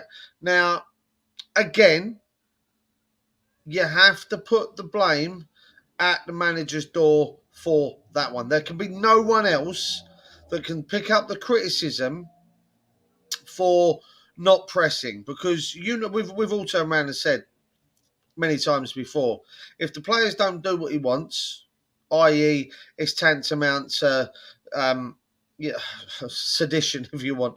It's tantamount to them, you know, putting in a revolt, whatever you want to call it, right? And he has the power to turn around and go, fine, guess what you're not doing? You're not playing, right? So the players want to play, I suppose. Would that be a fair Yeah, comment to make? The players wants to play? Probably not, some of them, to be fair at the minute. Um, so then they're blame him. doing as they're told. Essentially, they're doing as they're told. Um, whether or not they agree with it, they're doing as they're told. Now, if they start to then go, oh, fuck this, I'm going to go press that player, it goes wrong. They break. That player's out of position. They score a goal. Moyes throws his authority around, and said player is hauled off, is taken off, whatever. Yeah, he chucks the player under the bus, doesn't he? And listen, we've seen and heard him do it many times before. The Usually to likes of me. Benny when he's tossed Benny under the bus. Yeah. The likes of Benny when he's tossed Benny under the bus. The likes of Benny, you get the idea. Yep. So Doesn't do it to Bowen and Socek, no, interestingly enough. nowhere near it. So as far as I'm concerned, the fact that they don't press, the fact that we don't press high, the fact that we don't get up in the goalkeeper's face, is not on the players. Nah. It's the fact that he's turned around and said, okay, I need you to sit 35 foot back away from their deepest player with the ball until they get within 15 yards of our box, 15 yards of our goal. Then you can start to press, because we've had this conversation on here before, Rob, when I've made that statement. I showed in fact, they might still be uploaded. I don't know. We showed the graphic of no, they're gone. We had the graphic before of our general with position. the pressing. Yeah, Yeah, how yeah, high up and when we first engaged. And I've had that conversation on this channel before on different videos and whatnot. And it's embarrassing. We sit so deep. So the fact that you know damn well it's Moyes saying, this is when I want you to press the ball. So if the players don't do it, well, ain't on them. They're just doing what they've been told to do. Well, let's have a look at some of the comments or the marks that they've given Benny. Sharky's giving him an 8. Axel says, tried hard at least, and gives him an 8. Hammerhead says, I said this last season about Benny, if you're struggling side or in the bottom half of the league, Benny will be one of your standouts, and this is just his level. This kind of fighting football. He gives him a 7. Joan, Saeed Ben Rahman gives him an 8. David gives him an 8 as well. Neatle comes in and says, 8 for Benny. Penn was fantastic. Julian Dix-esque, would you say, Duke? Completely agree. Walshy gives him an 8. Bex gives him an 8. Epic, even better still, gives him a 10. 10 out of 10. There you go. It's all about opinions. That's very much... again, it's someone's opinion of how he played. I don't necessarily agree that it was a 10 performance, but I see, I can understand where he's coming from. Yeah. Okay, the Brazilian Magnifico, Lucas Paquetá, who, well, I don't think he was too happy with being hauled off. He got a yellow card, 5-6 minutes before he was subbed off. Is that mitigation? How did you see he performed? I don't understand David Moyes' thinking.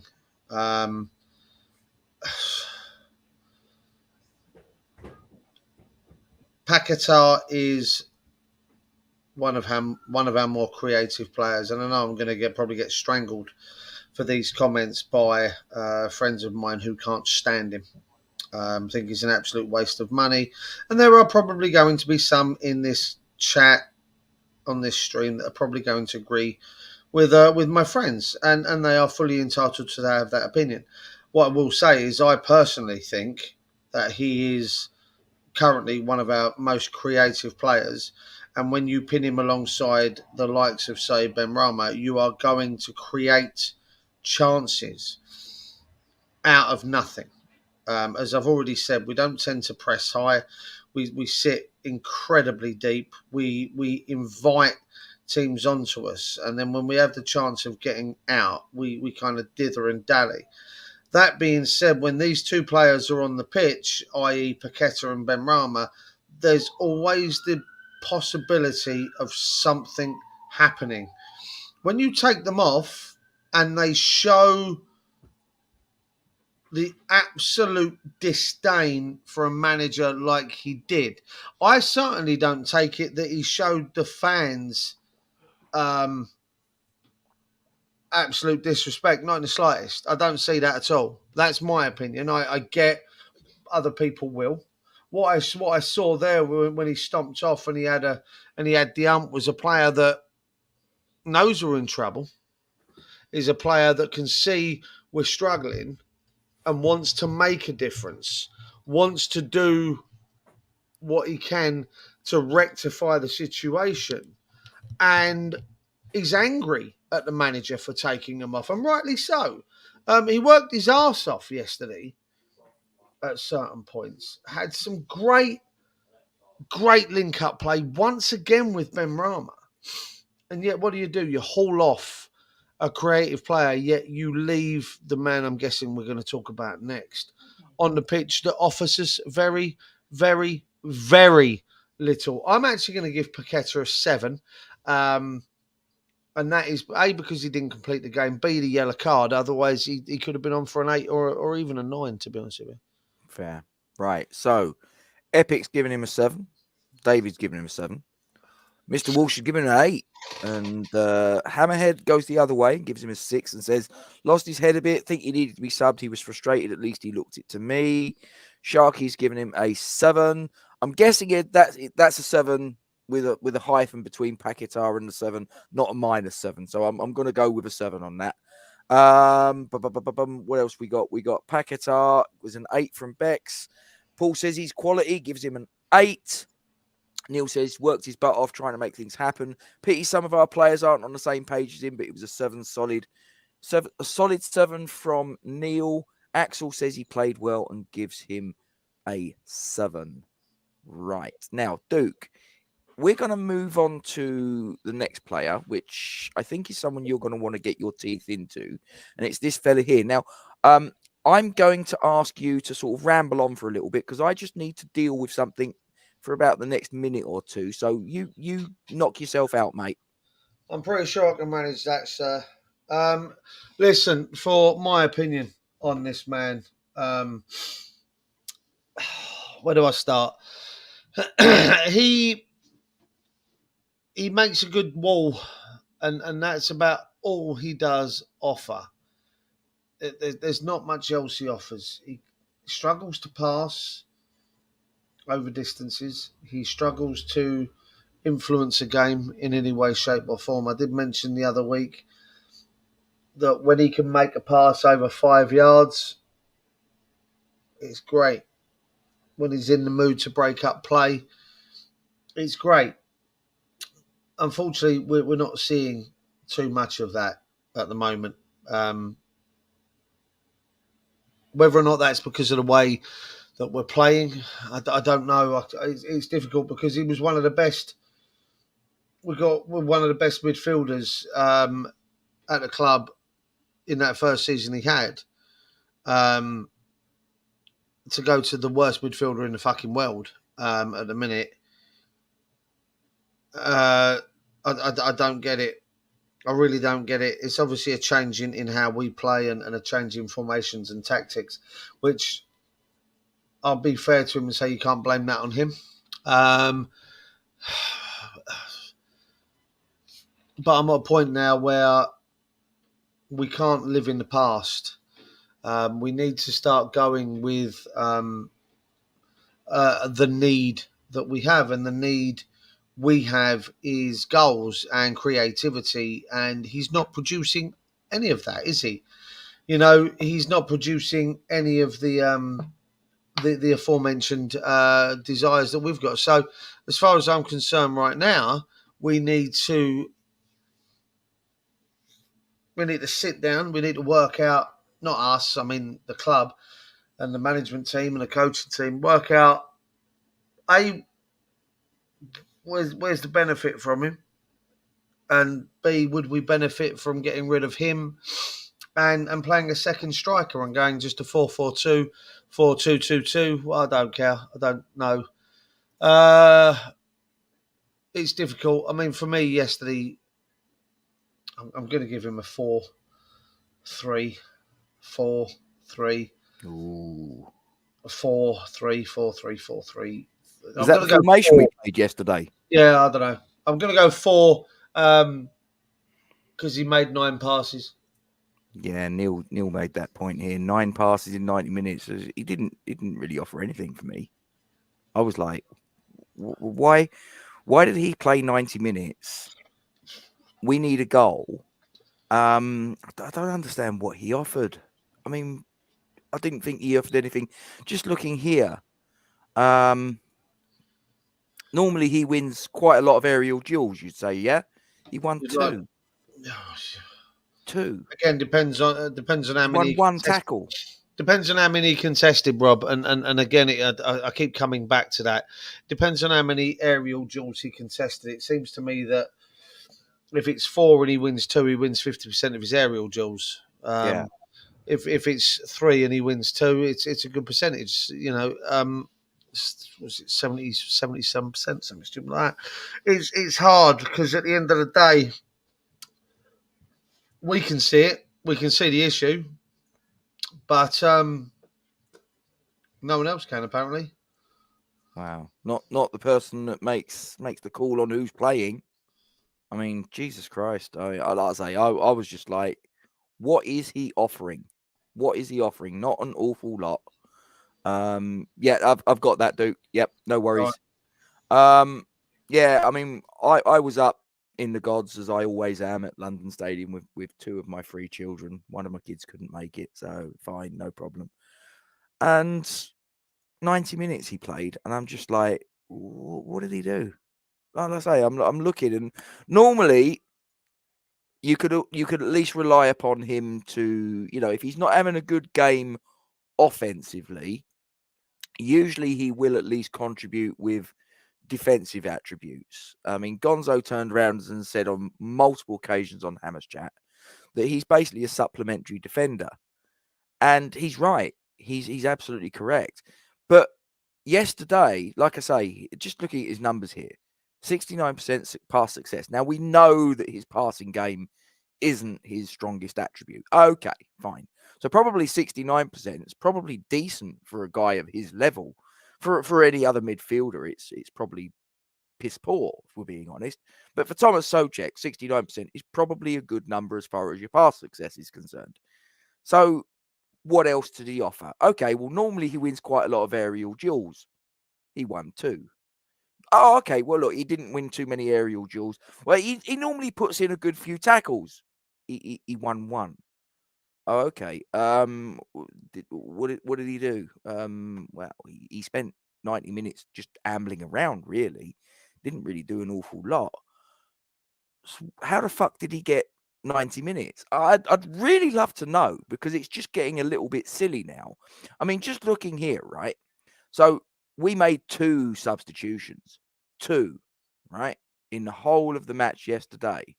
In a game where those 2 extra points were up for grabs. I maintain that they were up for grabs. They were there for the taking.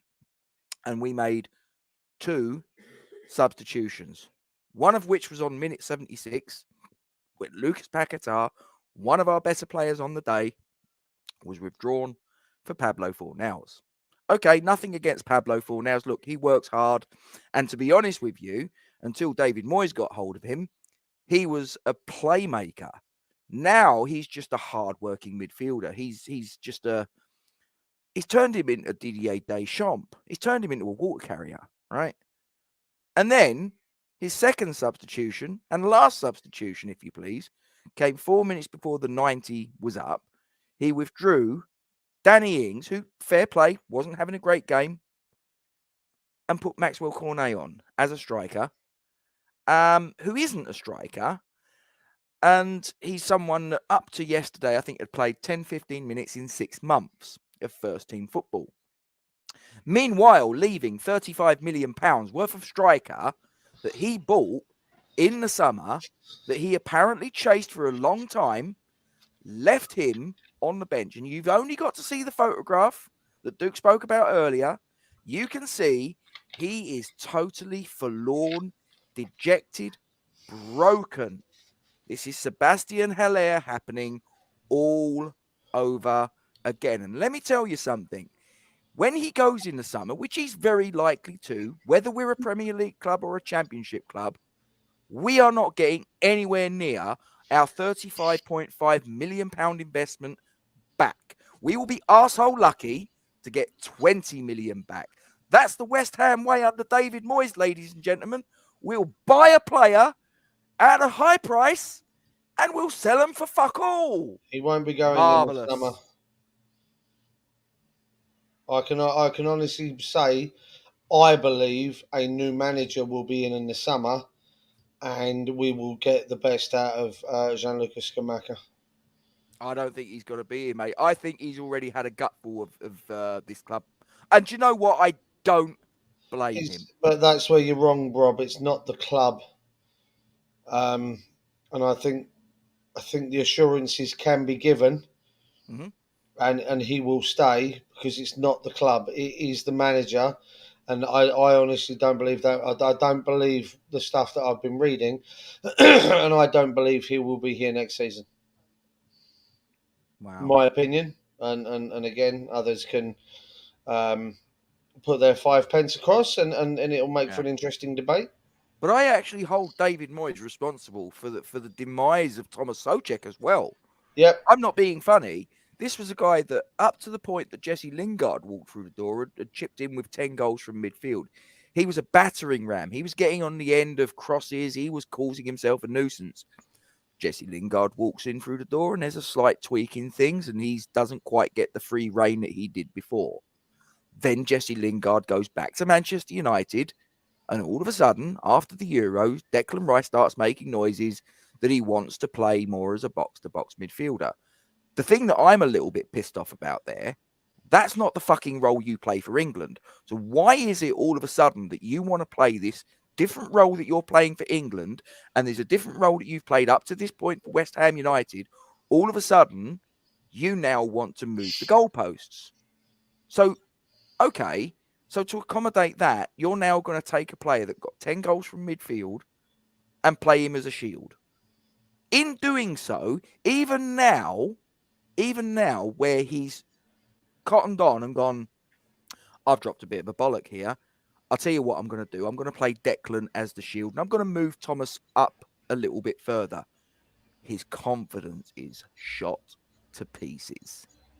The old Thomas Soucek, that Thomas Soucek that got 10 goals from midfield in his first 18 months or his first full season with the club, that Thomas Soucek has been shattered, destroyed, and chucked in the bin by our current manager. And he ain't coming back, ladies and gentlemen. This midfielder that a little while ago, there was all sorts of things out there about, Bayern Munich are interested in. Barcelona are interested in him. 60 million quid. Ooh, you ain't getting that now. That's through no fault of his own. It's not Thomas Souček's fault. No, I 100% I hold David Moyes 100% responsible, Duke. It is not on Thomas Souček for me at all. Not even just David Moyes, mate. I'm gonna throw it out there that I'm gonna pen a little bit of blame at Declan Rice's feet as well. Yep. But that's me. Yeah. Anyway, right. Let's have a look. What have you guys given him? So David's given him a 0. Ooh. Can't blame you though, mate. Can't blame you. I think he. Yeah, I think he tried. I think it's harsh, but I get it. Yeah. It's one of them, isn't it? Eastside's given him a 4. Says overall we had no control in midfield. I'd agree with that. I think we were too easy to play through. Much too easy. Souček is bloody useless. Souček is useless, excuse me. He bloody just followed the ball most of the time and didn't press. He wasn't the only one there, Hammerhead, I've got to tell you. Didn't put his foot in. Only time he got the ball was when it hit him. Terrible waste of a body. 2. Sharky's given him a 4. Bex has given him a 3. Ed's given him a 4. Neil's given him a 3. And Paul's giving him a 3. Nick at Claret and Blues is right. Thinks he's the ref. He's probably right, mate. He's probably right. And as I say, unfortunately, I don't put all of the blame at the door of Thomas Souček. I do hold David Moyes responsible. I think that what you've got here is I think you have got a player, exactly what Paul says there, his confidence is shot. And unfortunately, he's trying to repair damage that is irreparable. I don't think that Thomas Souček, that version of Thomas Souček that we had in the first 18 months of his career as a West Ham player, I don't think we're ever going to see him. He's gone. And that's a crying shame. Crying shame for the player, crying shame for the club. But hey, and Scamacca, like I say, is the same. Scamacca, he's destroyed his confidence. Scamacca is gonna leave in the summer, I believe, in all likelihood, because they've already turned around, Duke, and said, whatever division we're in, David Moyes is the manager. So he ain't going to want to fucking stay, and who can blame him? So on that Danjuma. What he said to Everton, wasn't it? If you employ Moyes, I don't want to play for you. They couldn't give any reassurances, so he didn't go there. Yeah. Wow. Anyway, right, let's move on. I've had my little rant. And as I say, it's not Thomas Souček I blame. I mean, he didn't play well yesterday. I can't deny that, but I think there are reasons behind it. Talk to me about Jarrod Bowen, Duke. He's gone off the boil again, Rob. Has he been celebrating too much the fact that he's having twins? I don't know, but he kind of came back into some good form. He bagged a couple of goals. Started playing some decent football, and all of a sudden he's gone back off the boil again. And I don't understand it. I don't get it. I don't know how these players that were absolutely phenomenal for us at one point are now blowing it on fucking cold. It's driving me mad. I just don't understand it. I'm actually going to give him I'm going to give him a 6. Really? Okay. I thought he was one of our better players yesterday. I thought he showed great industry, great endeavour. Again, a bit like Benny in that, okay, perhaps the final end product was lacking in its quality. I don't think that you can say that Jarrod Bowen yesterday, over this season, listen, I'll agree with you. I think that he started this season shit. There was a little bit of an upsurge around the time it was announced that he was going to be a father of twins. He seemed to get a little bit back to towards his best. Wasn't there, but he was heading in the right direction. Then he seemed to taper off. But I think that yesterday, I actually thought that he was, like I say, one of our better players. There was no end product again yesterday, Rob. At least with Ben Rama, and again, I'm going to put myself on the line, I suppose. With Ben Rama yesterday, at least he was trying to get shots away. He was trying to do something. He was trying to figure things out and make things happen. I didn't see that with Bowen yesterday. Again, all right, granted, I didn't see a huge amount of the game, and I can only go by what I did see. But what I did see didn't leave me with a good taste in my mouth. At least with Benny, he was trying things. He was trying to get he was trying to get the goal. I just didn't see anything like that from from Bowen. Sorry. Okay. Well, David's giving him a 7. Sharky's giving him a 7. Ed's giving him a 7. Jones a 7. Neil's a 7. Eastside says 7. Walshy says 8. Hammerhead comes in, says, but Bowen was by far the best player yesterday, just making final product.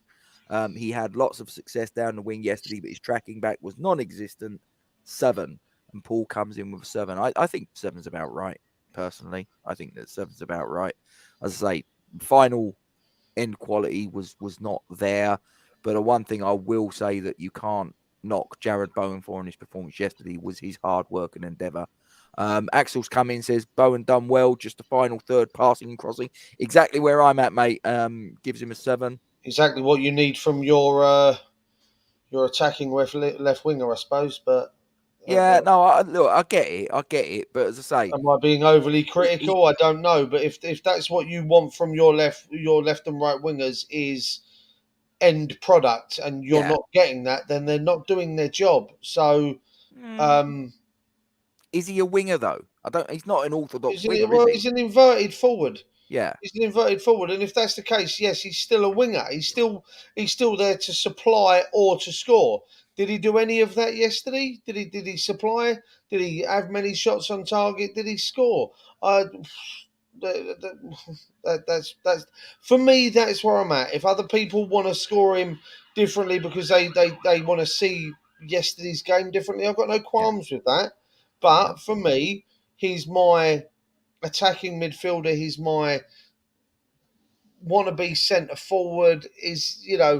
Then he didn't do his job remit. If we're going to criticise a Gerd for his job remit of being a defender and not being able to win headers because he's too weak, or we're going to score him low because a couple of mistakes. If we're going to blame Souček for not doing his job in the middle of the park, then we have to use the same criteria for every player on the pitch. As I said earlier, Benrahma tried to make things happen. As I said earlier, Benrahma, his end product wasn't there, but the endeavour and he tried to make things happen. I didn't see that from Bowen. There's a comment there that he got crowded out. His final passing let him down. Well, that's what you want from him. If we're going to judge people on the criteria of their positions, as I said earlier, then you have to judge him. You have to judge him on his. How many shots did he have yesterday? How many shots on target were there? How many crosses did he put in that was successful? How many attempts? One shot on target? 7 dribbles. And how many of those dribbles were successful? Don't know. You see my point here. If we're going to apply stats to the likes of Souček for his passing, he completed 9 passes in 90 minutes, which is 1 pass. Well, Bowen had 1 shot. That's 1 shot in 90 minutes. If I'm reading this right, 70%. So 7 dribbles, he completed 5 then? People saying he got crowded out because he had no support. Then figure a way. Figure out how to do something else. Definition of insanity is doing the same thing over and over again and expecting a different outcome.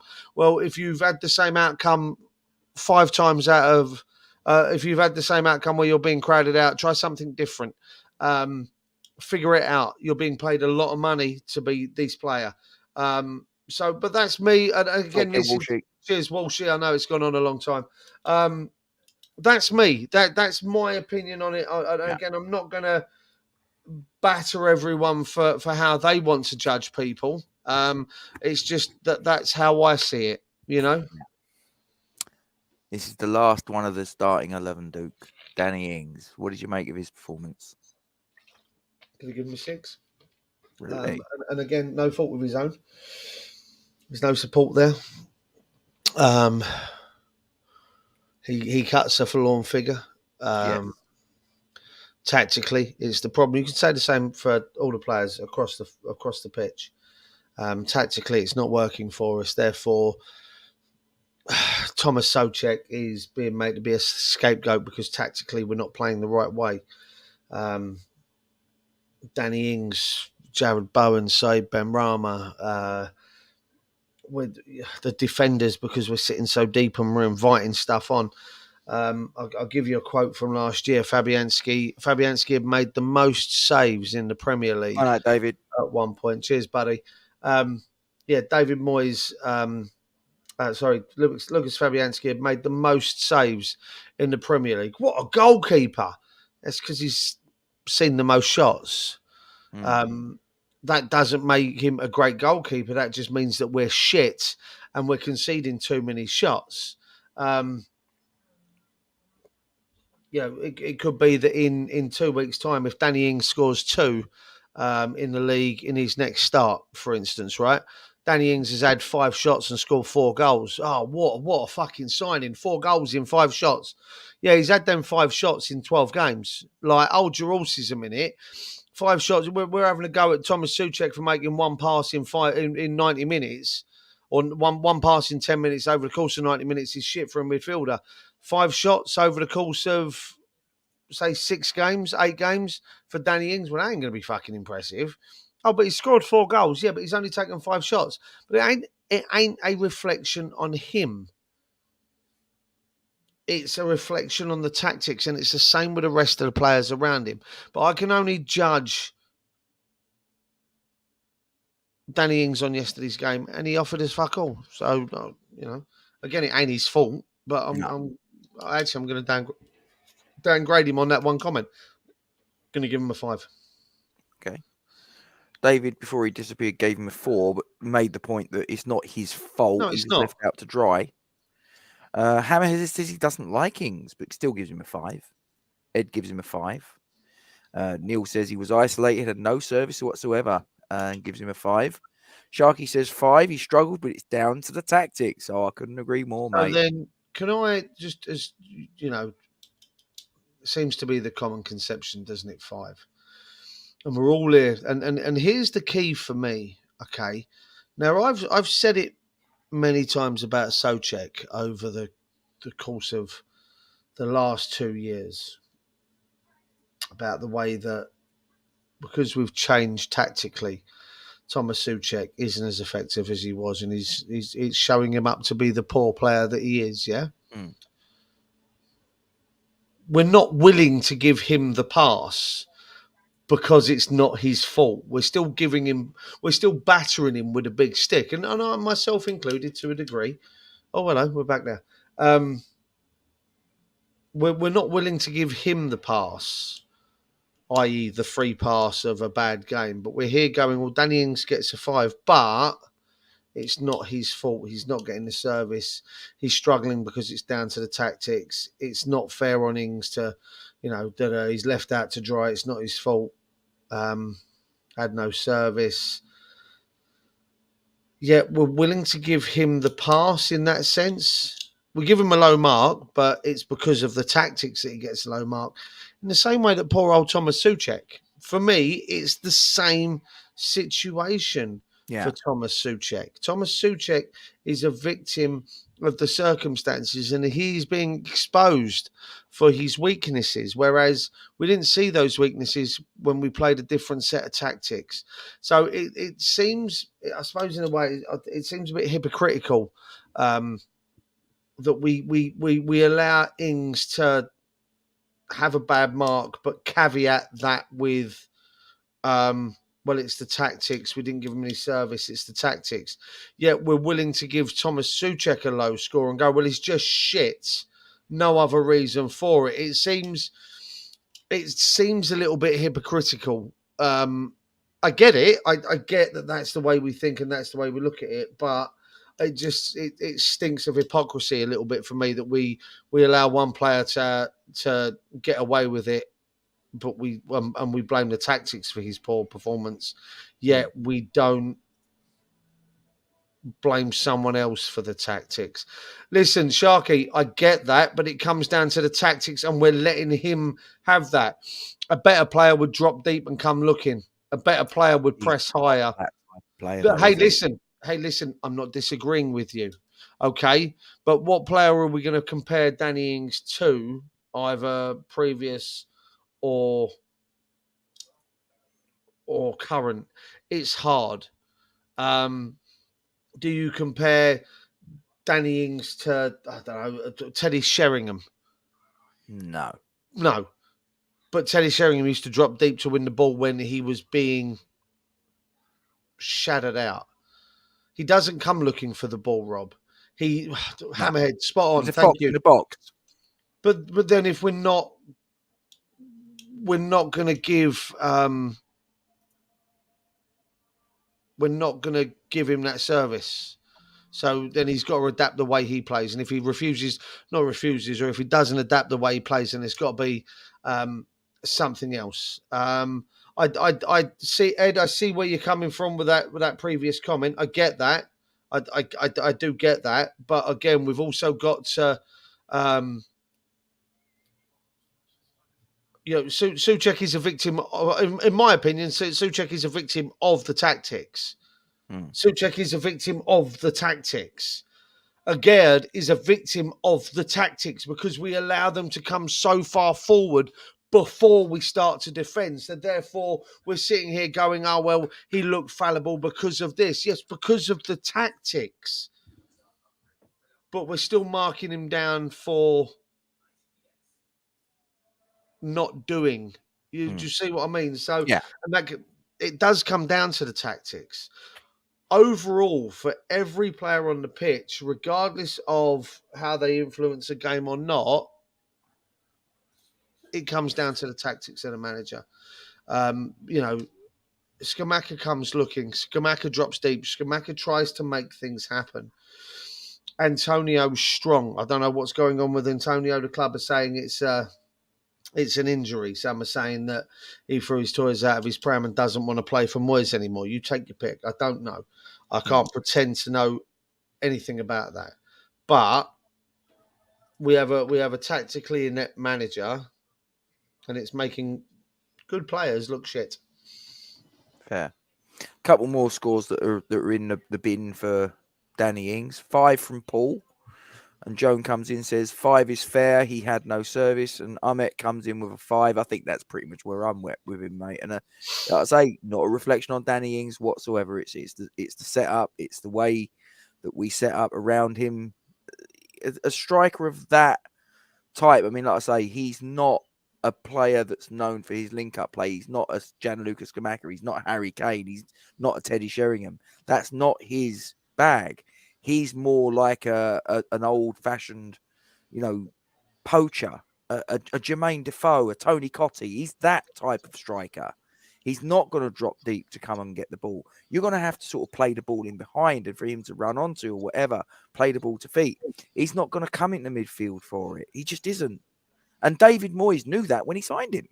So why buy a player and expect him to play in a fashion that is not how he's 30 odd years of age, isn't he? He's not all of a sudden going to change the way that he's played his entire career for the sake of David Moyes. And if David Moyes expects that that's what's going to happen, I'm sorry, mate, you're fucking deluded. It's as I've already said, a few times. That was aimed at Moyes. It wasn't aimed at you. No. I know, mate. Just... Listen, I know that. But what I was going to say is, as I've said many times before, we have to figure out a way of getting the best out of our players. And if that means having to change things stylistically, tactically, if it means we have to adapt and move things around. I'm not a big advocate of changing everything for one player, but when it's not just one player suffering because of what's going on, then things do need to change.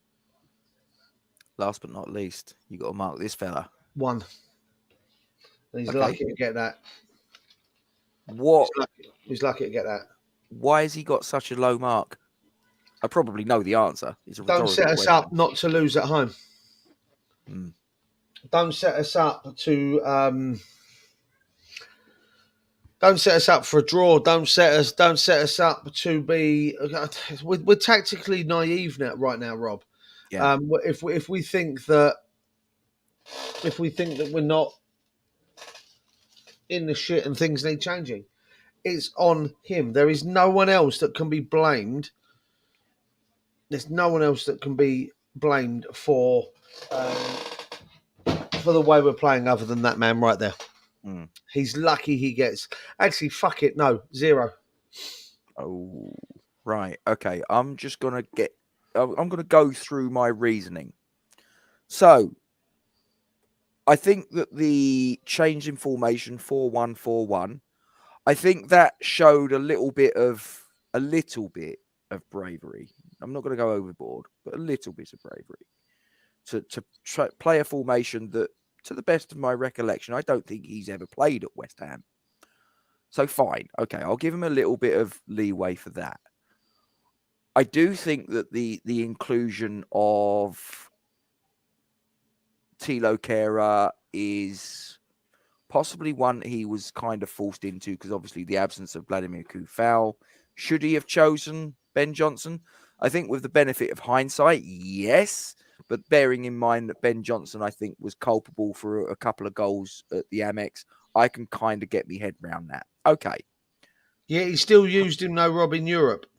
Yeah. But I do look at the inclusion of Thomas Souček and think, okay, what are you thinking there?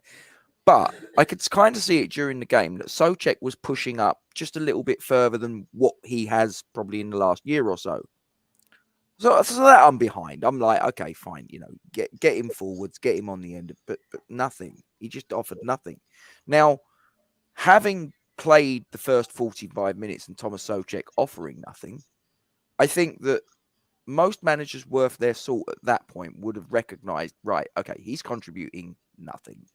I need 3 points here. So let's try and introduce someone that's possibly a little bit more forward thinking. So I look on the bench personally. This is just me as a fan.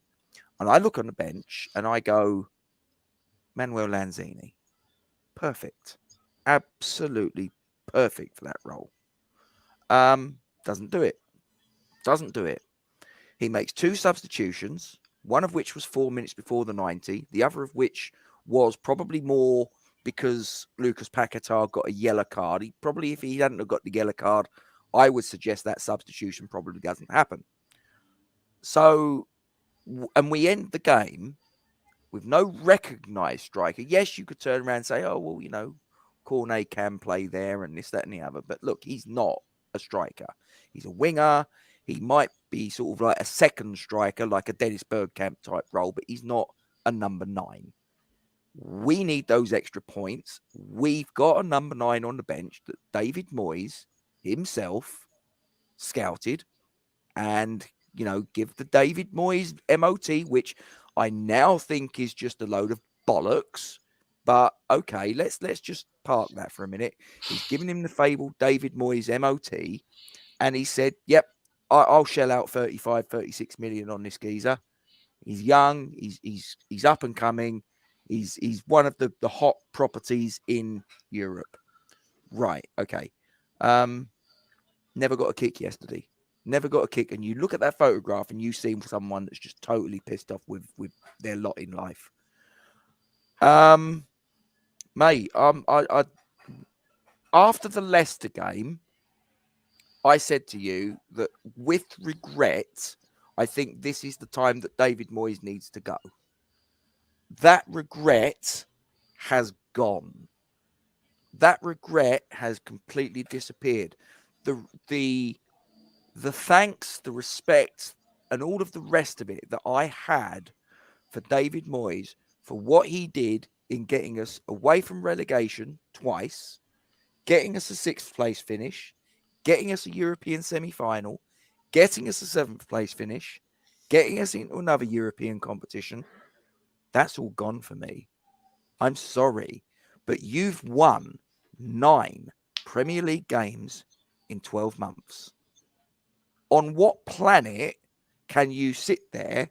In what parallel universe can you actually sit there and make a case to say that that is acceptable? That's nowhere near acceptable, Mr. Moyes. That's fucking bollocks. That's shit. I'll tell you what, when I coached my kids' football team, if I'd won 9 matches in a fucking year, I'd have walked. Right Yeah, there. but you've got to blame the owners, Rob. They're the ones still allowing this bullshit to continue. Oh, massively. Massively.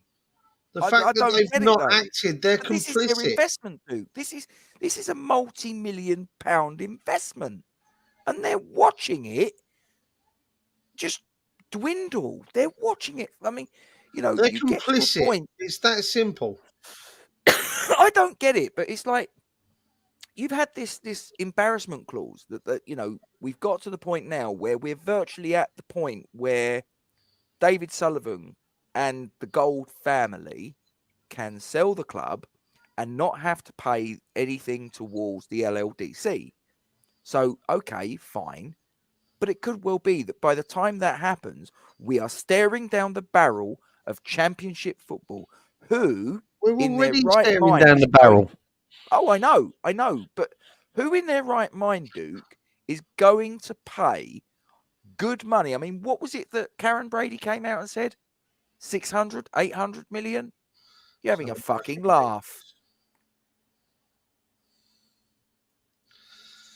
No, listen, I agree with you, mate, but it's a farce that's gone on for too long now. The club have allowed this bullshit to continue. This isn't now on anyone else but them. Massively. But I don't understand it, Duke. This is, like I say, Ours isn't a lot to their money. understand, Rob. Unfortunately, we're just fans. We're not here to understand. We're just here to put up with the shit. No, I honestly don't get it. I mean, I don't know whether I said it on a group chat yesterday, and it's slightly facetious, but I do wonder. I sit there and go, has David Moyes got some photographs? Hello, Charlie. Hope you're well, mate. Long time no see. Has David Moyes got photographs of David Sullivan smashing in Susan Boyle's back doors or something like that? Because I don't understand this blind fucking loyalty to someone who quite clearly has lost the players. He's lost a large chunk of the supporter base. I mean, the game yesterday, Duke, it may as well have been played in a fucking doctor's surgery for all the atmosphere. There was a brief little bit where the fans got up and had a little bit of a chorus of bubbles, but honestly, we just couldn't be fucking bothered. And you know the other thing that makes me laugh? Looking on here, our attendance was announced officially as 62,472. Now, I can tell you straight as someone that was there, the stadium officially for football holds 62,500. I'm telling you now, there was an awful lot more than 28 seats that were empty. Yeah, listen, I can believe it. People have had enough. Everything can be fudged. And I'll tell you what, Thursday, it's going to look fucking embarrassing. It's going to be like Viborg again. You'll have a 62,500 capacity stadium with about 30,000 in it. Only this time, it might not be so much to do with the train strike that's going on Thursday. It might be more to do with the fact that actually the money that the club have been asking for is excessive, and the quality of the football that we're being served up is just absolute bollocks, and no one can be asked with it anymore. And I don't blame them. It's just the way it is, mate. And unfortunately, this is the way it's going to have to be until the board decide to act. And if they don't decide to act, then things are just going to get progressively worse. And I mean, the dreaded thing is we don't want to go down. No. Do you want to know something? It might Go on. take that to get rid of him. I don't know. I don't know what it would take, mate. Because I say, I've heard that even in the Championship they'd keep him. Oh yeah, which no, is listen, scary. that's what's been said. It wouldn't surprise me if that's the truth. But at the end of the day, what can we do? Not a If lot. that's their choice, we can either sit there and suck it up or vote with our feet and don't show up. That I think is probably what will cause them more consternation than anything else. I It think will. if people don't, it was like when Arsene Wenger in the last days of Arsene Wenger's reign. You remember they played in a League Cup final at Wembley against Man City, and they got their asses handed to them on a plate. A few Yep. days later, same opposition at the Emirates, and you looked. Fuck me, it's like 30 odd thousand, 40 odd thousand in a 60,000 seater stadium. And that carried on for the rest of the season. And it wasn't long before it was announced that Wenger was off down the Kermit. Now, I think that had the fans stayed on side, I think he probably would have carried on another season. Oh, he would have done. And I think that's there was parts of the fan base that wanted him to do so. Yeah. Anyway, back to the scores. Mr. Moyes gets a 0 from Ahmet. He gets a -2 from Eastside. I thought you might have gone a little bit more studs up with that old son. I think you've gone a bit soft on him. Hammerhead gives him a 1. Sharky says 3, but wants him gone. Ed gives him a 3. Paul says 1, always plays for draws. And then he corrects himself and says, no, he's giving him a 0. Axel gives Moyes a 3. And Neil says he lacks imagination, gives him a 1. I am going to give David Moyes, simply because of the substitutions, which is really pissing me off, I'm going to give him a -5. I've had enough, mate. Double foot. Yeah, seriously, I don't give a fuck.